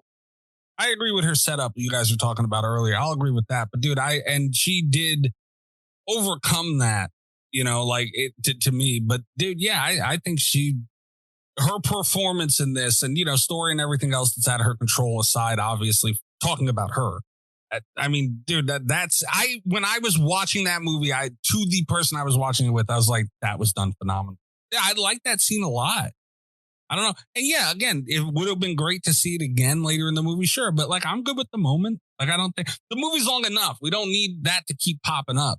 The fact that it was there in the first place. You make the movie better and shorter by not having that at all. If it's not going to pay off. I wouldn't have wanted to lose sense. That. That's the problem, I think, with this entire, I would say, at least the last two movies. There's too much shit that doesn't need to be there that doesn't make any sense. There's other stuff in the movie I'd lose before that, by far. That's how you're talking about how it works for you that you can't see anything coming, and that he's playing by his own rules and stuff. But it's it is very frustrating. This is one of the where story structure helps sometimes is because it's a lot more satisfying to be surprised when you're being when you're in on the story, when they've thought of you. And that's the kind of simple trick that would make twists a lot more effective. When you set up a psychological issue to follow it through and let it have a payoff and stuff, that's the kind of storytelling symmetry that makes it satisfying when when our expectations are subverted, because it's not like just anything can happen at any time for any reason. Like there's a pattern that's being subverted. This really does just kind of feel like nonsense sometimes.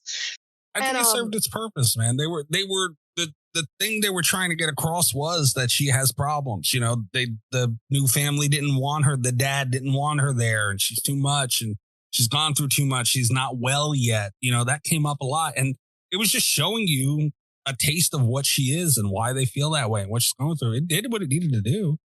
They beat us over the head with that, though. It was constant with that. So you don't need that scene that doesn't pay off at any other point if you're just going to constantly beat me over the head with the same point over and over again. I don't think there's a payoff for it, though. What do you pay off with that? Doing it again? That's not a payoff. If he's got to come back at some point in the fucking story. That's the whole point of setting something like that up. She's fucked up in the head. That's it. That's the point. But you don't need that to illustrate that point. We already got that. We see her being released from a psychiatric hospital. That usually indicates that there's some fucking problems going on there.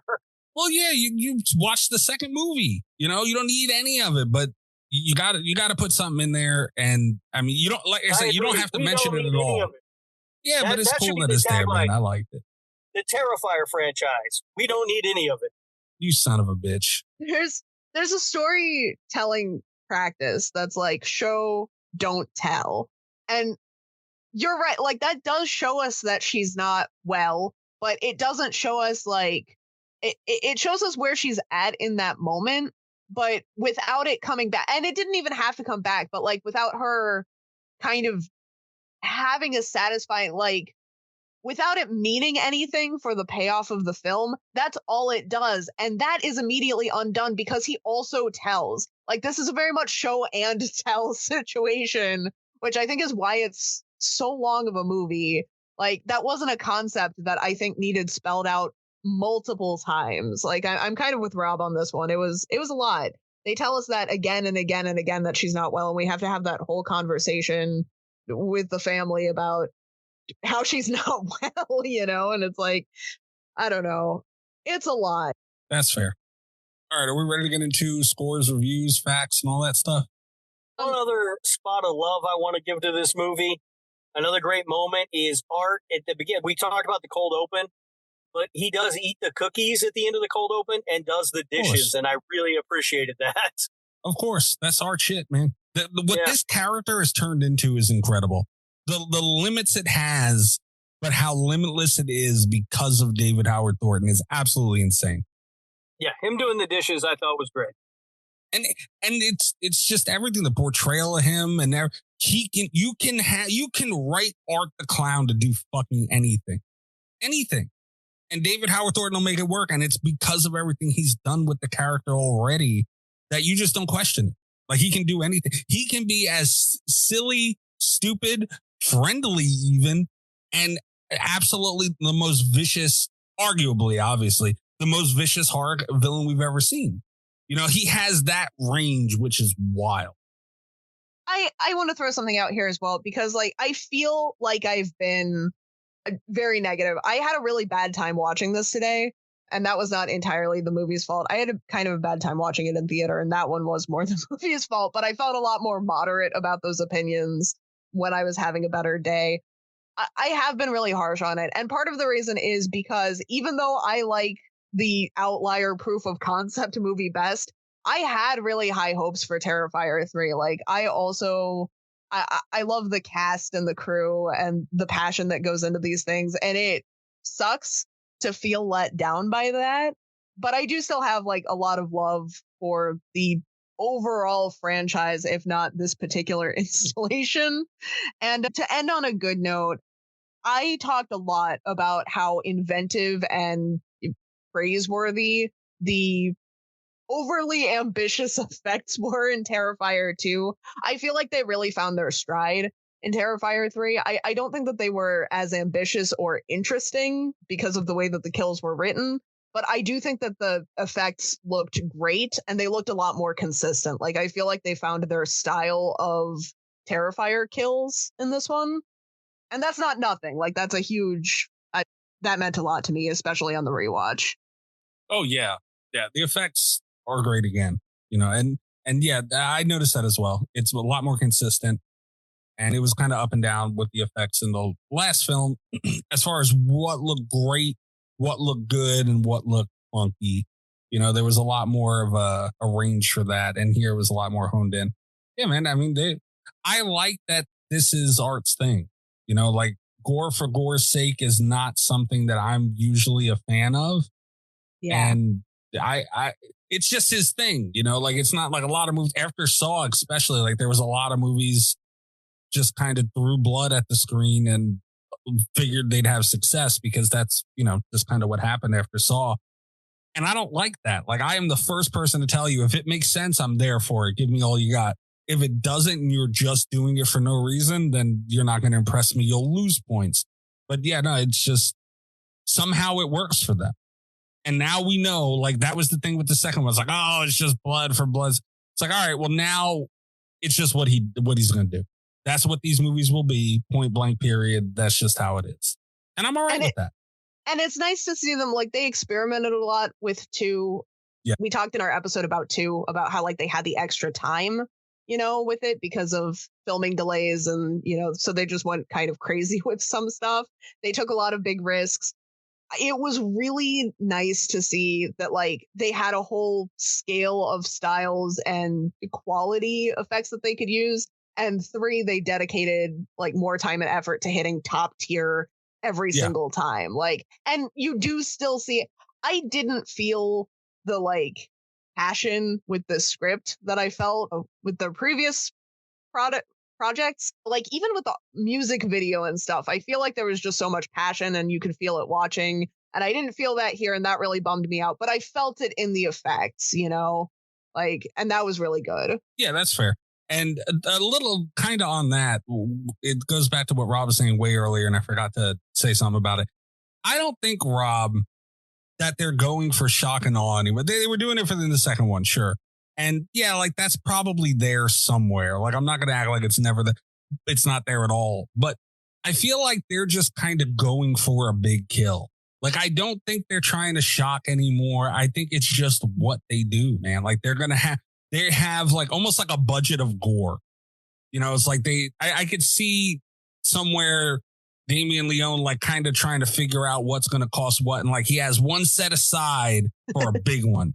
You know what I mean? And that's just kind of going to be their grandiose. And that was obviously the chainsaw here and the bleach in the last one and the long ways in the first one. And like, it's just that shock. I don't even think they were trying to shock in the first one. I think they were just doing something crazy with the long ways, and it just was done so well that it kind of took off. The second one with the bleach, obviously that was just absurdity all the way around. But yeah, man, I don't know. I feel like they've hit a good stride with, like, I don't feel like they're going too far, even with as far as they're going, if that makes sense. I feel like they kind of didn't go far enough almost in 3 sometimes. That's fair, but I'm glad they didn't. So is it safe to say we all 3 made it through without passing out or puking? I did not pass out or puke. Well, I did pass out, I guess, technically today. Oh, Cat, you wimp. But it was more like how you passed out during funny games. So you were bored. I'm so bored. No, but I do say, because like we talk about it being like for shock value, and to their credit, like to the filmmakers' credit and everyone on the staff, I also don't think that's what they were trying to do. Like 1 felt very organically gross, like they were having fun. Audiences were getting grossed out. 2, they had the extra time on that particular set. So they were just like, what else can we do? And I love that for them. And I think it's very funny that audiences passed out and got scared. So yeah, maybe 3 is just them kind of like leveling back out. And which is good. It didn't work so much for me, but that's because I was already tuned out of the story. It's not like I was knocking points off for it not being gross enough, Yeah. I just don't want them to get to the point where we got to be more blood and like, no. You just got to do it better. It doesn't need to be bigger. It needs to be better. And I feel whether they achieved it or not, it seems like that's what they were going for here. Yeah, I can see that. Yeah. Like I'm just glad they didn't go with like the fucking elevator from The Shining or nothing. You know what I mean? Like, just don't go overboard for the sake of going overboard. Which was a fear of mine.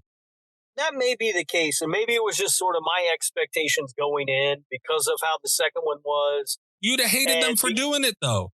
And because the way they marketed the movie, you know what I mean? Like, I don't know that was really a complaint. I feel like if that's what you're going to go for, then you have a shelf life for how many of these, because you can't constantly shock people.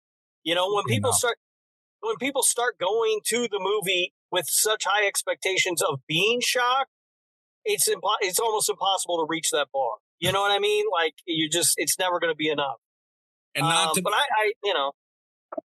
be mean to Saw in front of Cat, but I feel like that kind of is what happened eventually with Saw, where it was like, oh my God, what the fuck next? And it was like, okay, that it's too much. I don't know. Like, that's kind of 100% right, because Saw. The original Saw movie was very tasteful. They cut away. They don't really show you that much. It's, like the traps are big and bombastic and scary, but they were very careful about what they show. 2 was even better. Like, they doubled down. By that point, they had such a reputation for being gore, like gross out, disgusting films that I feel was unearned, that they really went for it in 3. And there's a weird balance from 3 onward. Yeah. It's like, then where do you go? But like once we show open brain surgery, I guess we've got to do like the full autopsy, and like we just got to keep. That's just torture porn crap. Nobody cares. That's what those things turn into, and then I don't like it. Again, Saw 1, Saw 2, even Saw 3, I'll give it. It was for a reason. Give me all you got. Fine. And that was my biggest problem with Saw, but again, that's kind of, what do you do? If Saw's coming back and the reputation it had, what do you do? It's got to be the elevator from The Shining, Yeah. And that's a dangerous direction to go. It's fun to watch at the beginning, but it's going to turn into shit sooner than later. And they didn't let it turn into shit. Anyway. Also, Rob over here calling Saw nothing but torture porn. Having a complete story wrap up while building lore that he wanted for Terrifier, we have it in Saw. Saw does that. Yeah, the early Saw torture porn garbage. No, the early Saw movies were not, though, Rob. Come on. Nah, it's all garbage. Unbelievable. All right. We ready to get into facts and stuff? Yeah, I'm really glad that I found this review that's going to annoy Rob now, because he's being mean to Saw. Okay, so I'm actually going to annoy Rob more with the reviews, or with the ratings, if I'm being honest. Terrifier 3 has an official tomato meter certified fresh 77% from critics. Yeah, fuck. Really? 77? 77 from critics. It's low. It's something. The popcorn meter is at 85%. All right, I'm not surprised by that. Yeah, from audiences. IMDb, to no one's surprise, has it at a 6.4. I feel like 6.4 is kind of the default rating for IMDb. Yeah, they just start everything at a 6.4 and then wait to see if reviews come in real positive or real negative, and they have to change it. That's just, everything's set at a 6.4. Yeah. I do have a couple reviews for this. We might have, I don't know how Rob is going to feel about this first review, but I included it specifically because this might be our first candy bar from Letterboxd. Usually the Letterboxd reviews are like short and snappy. This one is a time. 3, 1.5 stars. An abominable voyeuristic extravaganza with little to offer other than cause offense to the masses and increase the cult-like devotion it already has. Reopening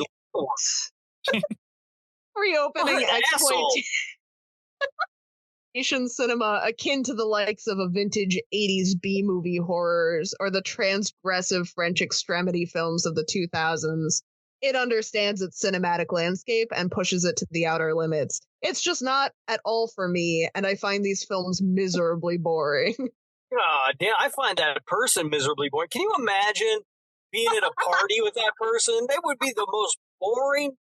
And I don't necessarily even disagree with what they're saying, but just how they're saying it. What a pretentious prick. My God.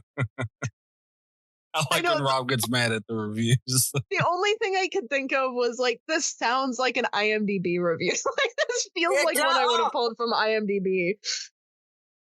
That's the kind of person, if somebody came up and started talking to me like that, I would just literally turn around and walk away mid-sentence. Like, I'm not listening to that. But I did find some like very letterbox reviews for Terrifier 3 as well. And they're all amazing.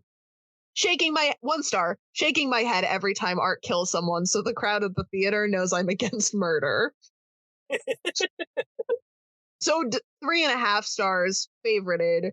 So disgusting and disturbing, I had to walk out 125 minutes in. Nice to see liquid nitrogen make a comeback. And will do for showers what Jaws did for water. One final one. This one I didn't think was as funny until I started thinking about me and Rob. And this is just too on the nose. 2 stars, favorited. What a suck-ass movie. Can't wait for the next one. How the fuck can you not like? That's so weird. And that's the takeaway, really, is that, like, I can bitch and moan and complain all day about Terrifier 3. I'm going to be seated opening day for Terrifier 4. Like, they know it. I will be too, and I don't even know why, other than the fact that it's such an event and it's what everybody's going to be talking about that I feel like I have to see it. I mean, I hated the second one, and I've seen it 7 fucking times. God damn, Rob. And so, you know, maybe I don't hate them. I don't fucking know. There's no way that I don't know how you could hate that second movie, dude. It was so fucking good. It's not. We've talked about it. We did a whole episode on it. Go listen. It's really bad. I hate you. Suck-ass movie. Can't wait for the next one. I'm going to say that out loud like every time I leave a theater. By the way. What was your theater experience like when you guys saw this? Because mine was lame as fuck. Like the second one, I had a good, like a fun crowd at least who was into it. This one sucked. They were boring. I saw this because I couldn't make, usually they do like midnight shows, and they didn't have one because this was already such a limited run. I saw this at 10 o'clock in the morning in a theater by myself. So that was my theater experience. All right. Not bad. I mean, kids being annoying on their phone, getting up, coming out, getting up, come back, and up, come back, and up, come back. Same shit. I'll be honest, if I thought that I could get away with that for every single 10 o'clock showing, I would just only go at 10 a.m. to watch movies. Oh, it's great. I love it when nobody else comes to the theater. But the best thing about my theater experience was the 2 like teenage girls crying because they couldn't get in to see the movie, and they had like their dad on the phone while the manager was standing there telling them it didn't matter. They couldn't see it, and I was laughing at them. And I thought, you know, you dumbasses, if you just come up and ask me to buy your tickets for you, I would have. I don't give a fuck whether you see it or not. That's fair. Rob, you can make a killing doing that shit. That's my absolute favorite thing about Rob is that, like, he absolutely will buy teens R-rated movie tickets, but also if they fail to ask him, he'll laugh at them too. Like, it's so wholesome and also a little bit mean. Yeah, I mean, you know, what do you think? Of course they're not going to let you in to see Terrifier 3. You went to the box office trying to buy a ticket? You should just come talk to me. I would help you get in. And on top of all that, Kat, if they do get it, if they do figure it out and ask someone else to buy them and get in there on their own, if they talk during it, he will ass blast them right up out of there. Oh, no, I'm going to tell the manager then. I'll be like, these 2 kids who were supposed to see the movie are in there. You need to get them. Well, you're going to force first, though, right? They bought a ticket for some Pixar movie or some bullshit and then went into the fucking theater. No, Rob killing his own bit. You don't shut the fuck up. Rob killing his own bit. And the fart in the movie theater one is it. I can't believe what a trap. That's my favorite one. You haven't had to fart anyone up out of there in a while, huh? No, it hasn't. It's not. I'm telling you, man, I don't have the terrible experiences that everybody else does in theaters. It doesn't happen very often. When it does, you're cocked and loaded. Oh, yeah, I'm usually ready to go, yeah, but it hasn't happened in a long time. Last terrible experience I had was when that guy tried to die during the fucking Reagan, that asshole. Tried to die. He did it on purpose. He tried to die. It's not even that he tried to die, it's that somehow it became my fucking problem. He tried to die on purpose. He did that to you. Right. Okay. What a dick. That was the Rob thing I've ever heard in my life. I have the worst luck. Is that it for Rob reviews, at Kat, or- somebody's feud. I have the worst luck. Yeah. Mad he had to try and help this poor guy. Mad about it. Yeah, that is it for reviews. All right, did well- first guy get a candy bar? Yeah. Oh, he get a whole buffet of candy bars. Fuck that guy. Okay. A whole glove compartment full, Rob? Yeah. Apropos? Yeah, he does. I was on the road for 13 hours today. We don't have any facts. Sadly, I can report there is no Danza in this movie. That you looked up?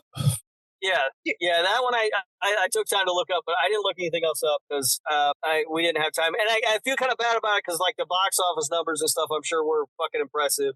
But All right, I'll look that up. It real wasn't. quick. Yeah, it just wasn't something that I really had a chance to do. How much do you think we'd have to pay Damian Leone to put Tony Danza in Terrifier for? God damn it. All right, Terrifier 3 had a budget of $2 million, which is crazy. Terrifier 2, because that was, I mean, they had $250,000, and I believe that's what they raised on Indiegogo or whatever it was. But I also believe that, hold on, let me see. Okay, yeah, they raised $215,000. So that would mean that Bloody Disgusting threw in extra, what, 35? I find it hard to believe that's all that was thrown in there. Reported budget for Terrifier 2. So that means they got 4 times the amount they had. More than that, $2 million they had. Damn, they got a lot of money to work with for this third one. The third one's box office, which was still limited, but Terrifier 3 grossed $89.1 million worldwide. Good for them.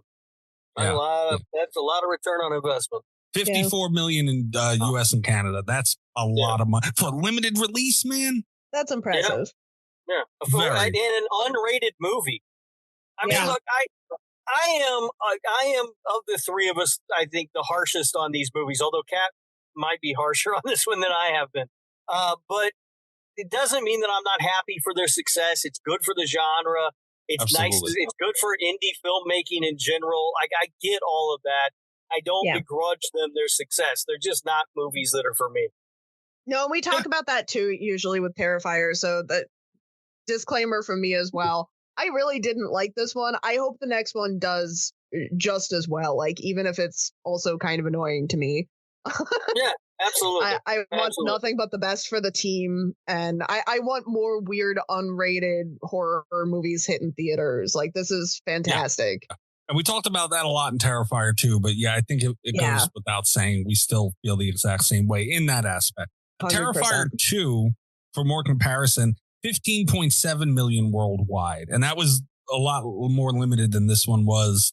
And in the terms of less theaters and also, I believe, less time in theaters. So that's a good thing. A lot of growth, man. Like this, we praised the second one so much for what it did, and rightfully so. But damn, man, what they did with, and let's remember too, they beat that fucking Joker movie? Yeah. Well, which, I mean, that movie sucked, but still, they had Lady Gaga, what's his name? Like, that was a big movie. It sucked. Yeah, it was a huge movie. The movie sucked, though, and also, it didn't beat it opening weekend. Right. Joker had been out for 2 or 3 weeks, but still, it is impressive that I don't want to take anything away from them. Right. It's done great. I'm very happy for their success. I just don't really like the movies. All right. It's Portnoy time for this bad boy. All right. Well, Kat has to go last because I don't know what her score is going to be. In a turn of events, Mikey, you have to go first because we all know what your score is going to be. It's going to be stupid high. It is stupid high. I revisited Mikey's Portnoy for Terrifier 2, by the way, and I am really just concerned about what this Portnoy is about to be. You guys know I love these movies, man. Yeah, I was going to say in a turn of events, I should go first, and I do have my Portnoy prepared this time. Usually I'm still kind of in the air, and it's hard for me to come down on a number. I am ready for this one. And I did look at my past Portnoys as well. And we did for Patreon, we did I forgot what the episode was actually named, but it was like we go back and review our scores for previous Portnoy scores we've given to movies that we've talked about. And we've been going back and revising them. I feel like we need to continue because we talked about whether or not that should continue or not. It needs to continue at least a little bit longer until we get to this one. Terrifier 1, I need to adjust my score and lower it a smidge because I've rewatched it since we've talked about it. And also kind of like the shark movie thing where I have a scale. I have a scale for my movies I really like as well. Considering my score for Terrifier 2, which was a 9.3, my score for Terrifier 1 was an 8.9, which I'm going to have to drop a little because I believe that Terrifier 3 is an 8.8. This is the score I come down with. Wow. I think it was a great movie, man. We didn't even talk about the fucking exploding Christmas gifts. Like, dude, it's just such a fun movie. You never know what's coming. And it's a lot of cool shit with a really cool villain. And, you know, we know the crew a little bit. They've been on the show, Lauren Lavera and David Howard Thornton. And they are just regular actors that are also horror fans. That's it. And they can't even, they're more shocked than we are the success of these movies, you know? It's just the work that they put into and the love that they put into it.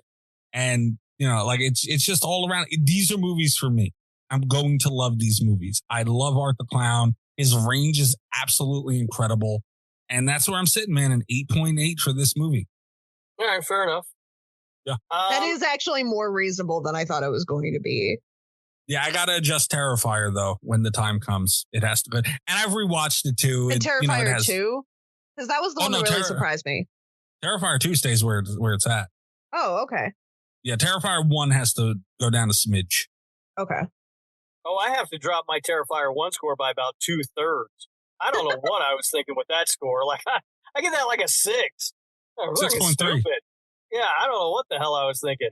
You watched it and you were being objective is what happened. Now you just filled with Terrifier hate, you prick. No, dude, I don't even, I wasn't even nice to the movie on the fucking episode. You were not nice to the movie on the episode. Nah, like, I don't even know why I did it.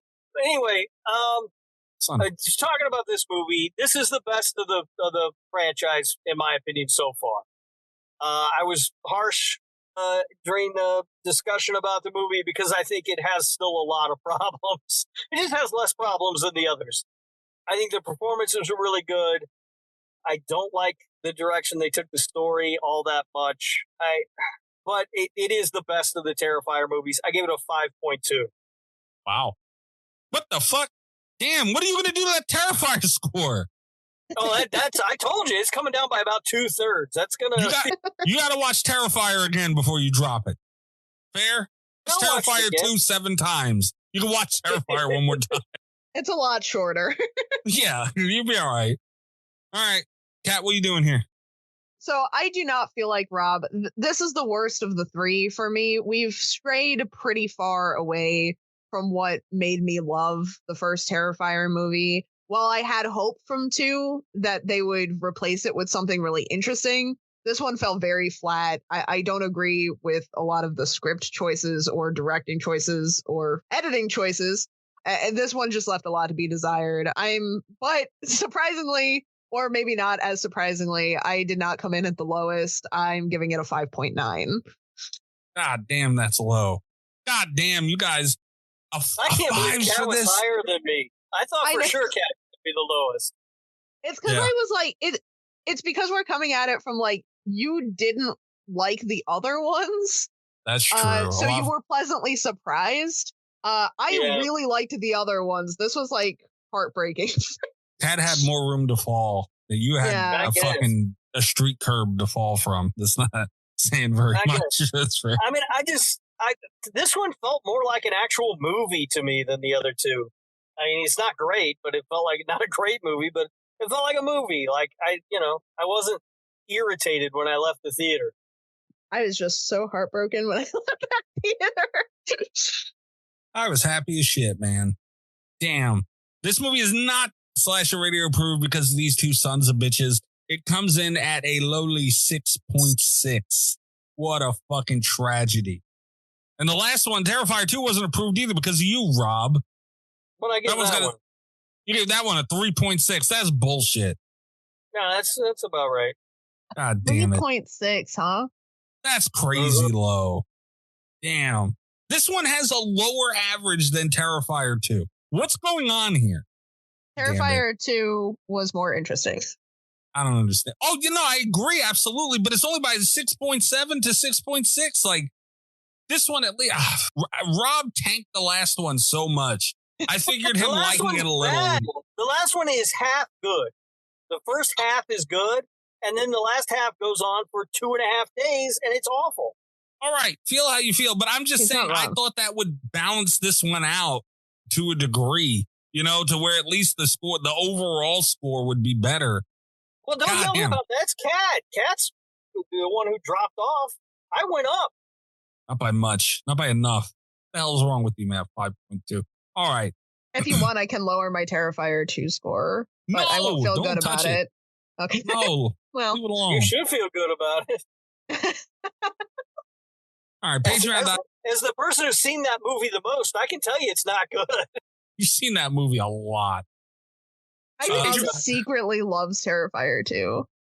No, you know what it is? I keep getting sucked into like watch parties where people I know are watching it, and then so I end up watching it with them, and I'm, the whole time making it a really pleasant experience for everybody. Oh, I was just gonna say I've watched movies with you.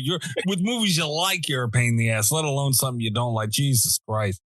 Patreon.com/Slasher Radio. Tier starting as low as $3 a month. Support show. You can get a 1-week free trial to the Patreon where you will be able to listen to as much content as you want. I forget who I was talking to. Somebody asked actually it was Aggie, if the older episodes, if there was anywhere that she could listen to that. The Patreon is where you can do that.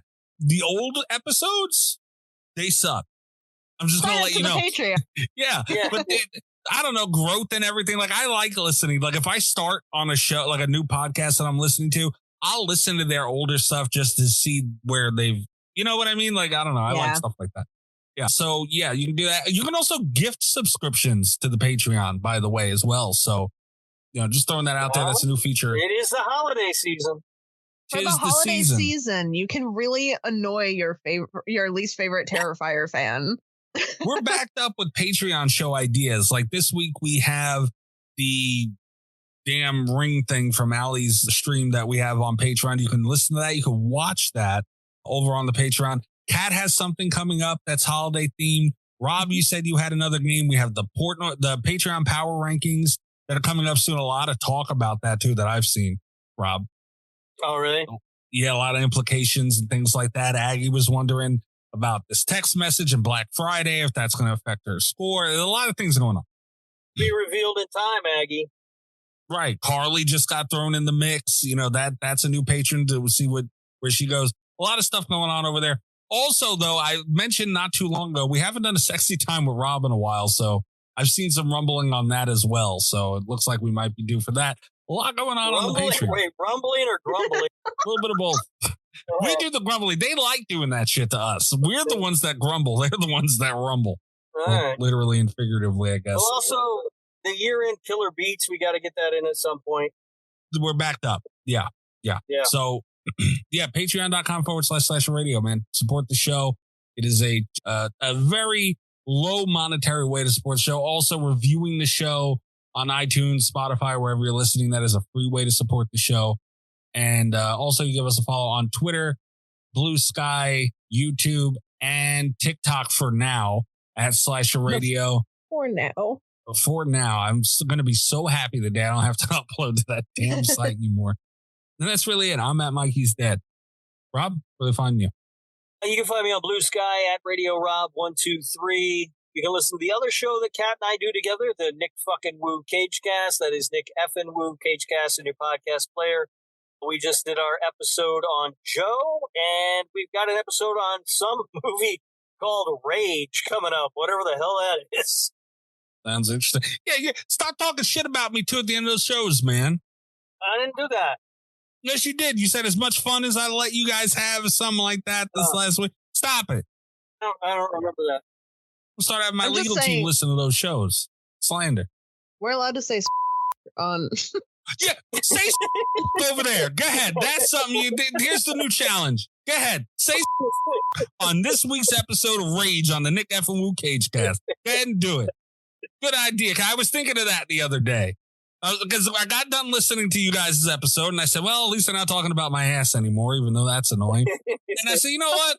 Like, he's still not the same. Like, I shouldn't have had to deal with the butt thing as long as I did. I'm like, why didn't he say that was the same day you told me that some got through or whatever. And I was like, you didn't fucking say, you don't got to bleep it over there. Say it over there. You're gonna have to remember all those bleeps that just came in, Mike. It was the end of the show that got us last week. Ah, shit. Yeah, see, and now I'm like in wrap-up mode, so that's probably what happened. I didn't note it down. End of show. And me. All right. There we go. Cat, where are they finding you? You can find me on Blue Sky or Instagram, Cat Voleur, Voleur.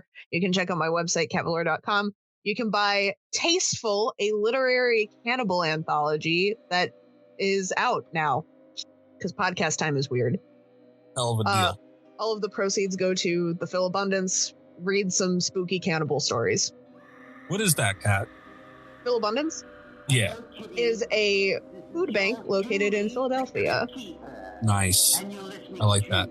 Absolutely.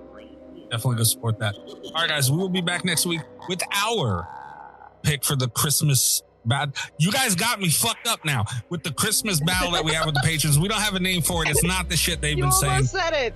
I almost said it. Join us next week for the climax of the... Good night from Slash. What the fuck is that? You can't say that.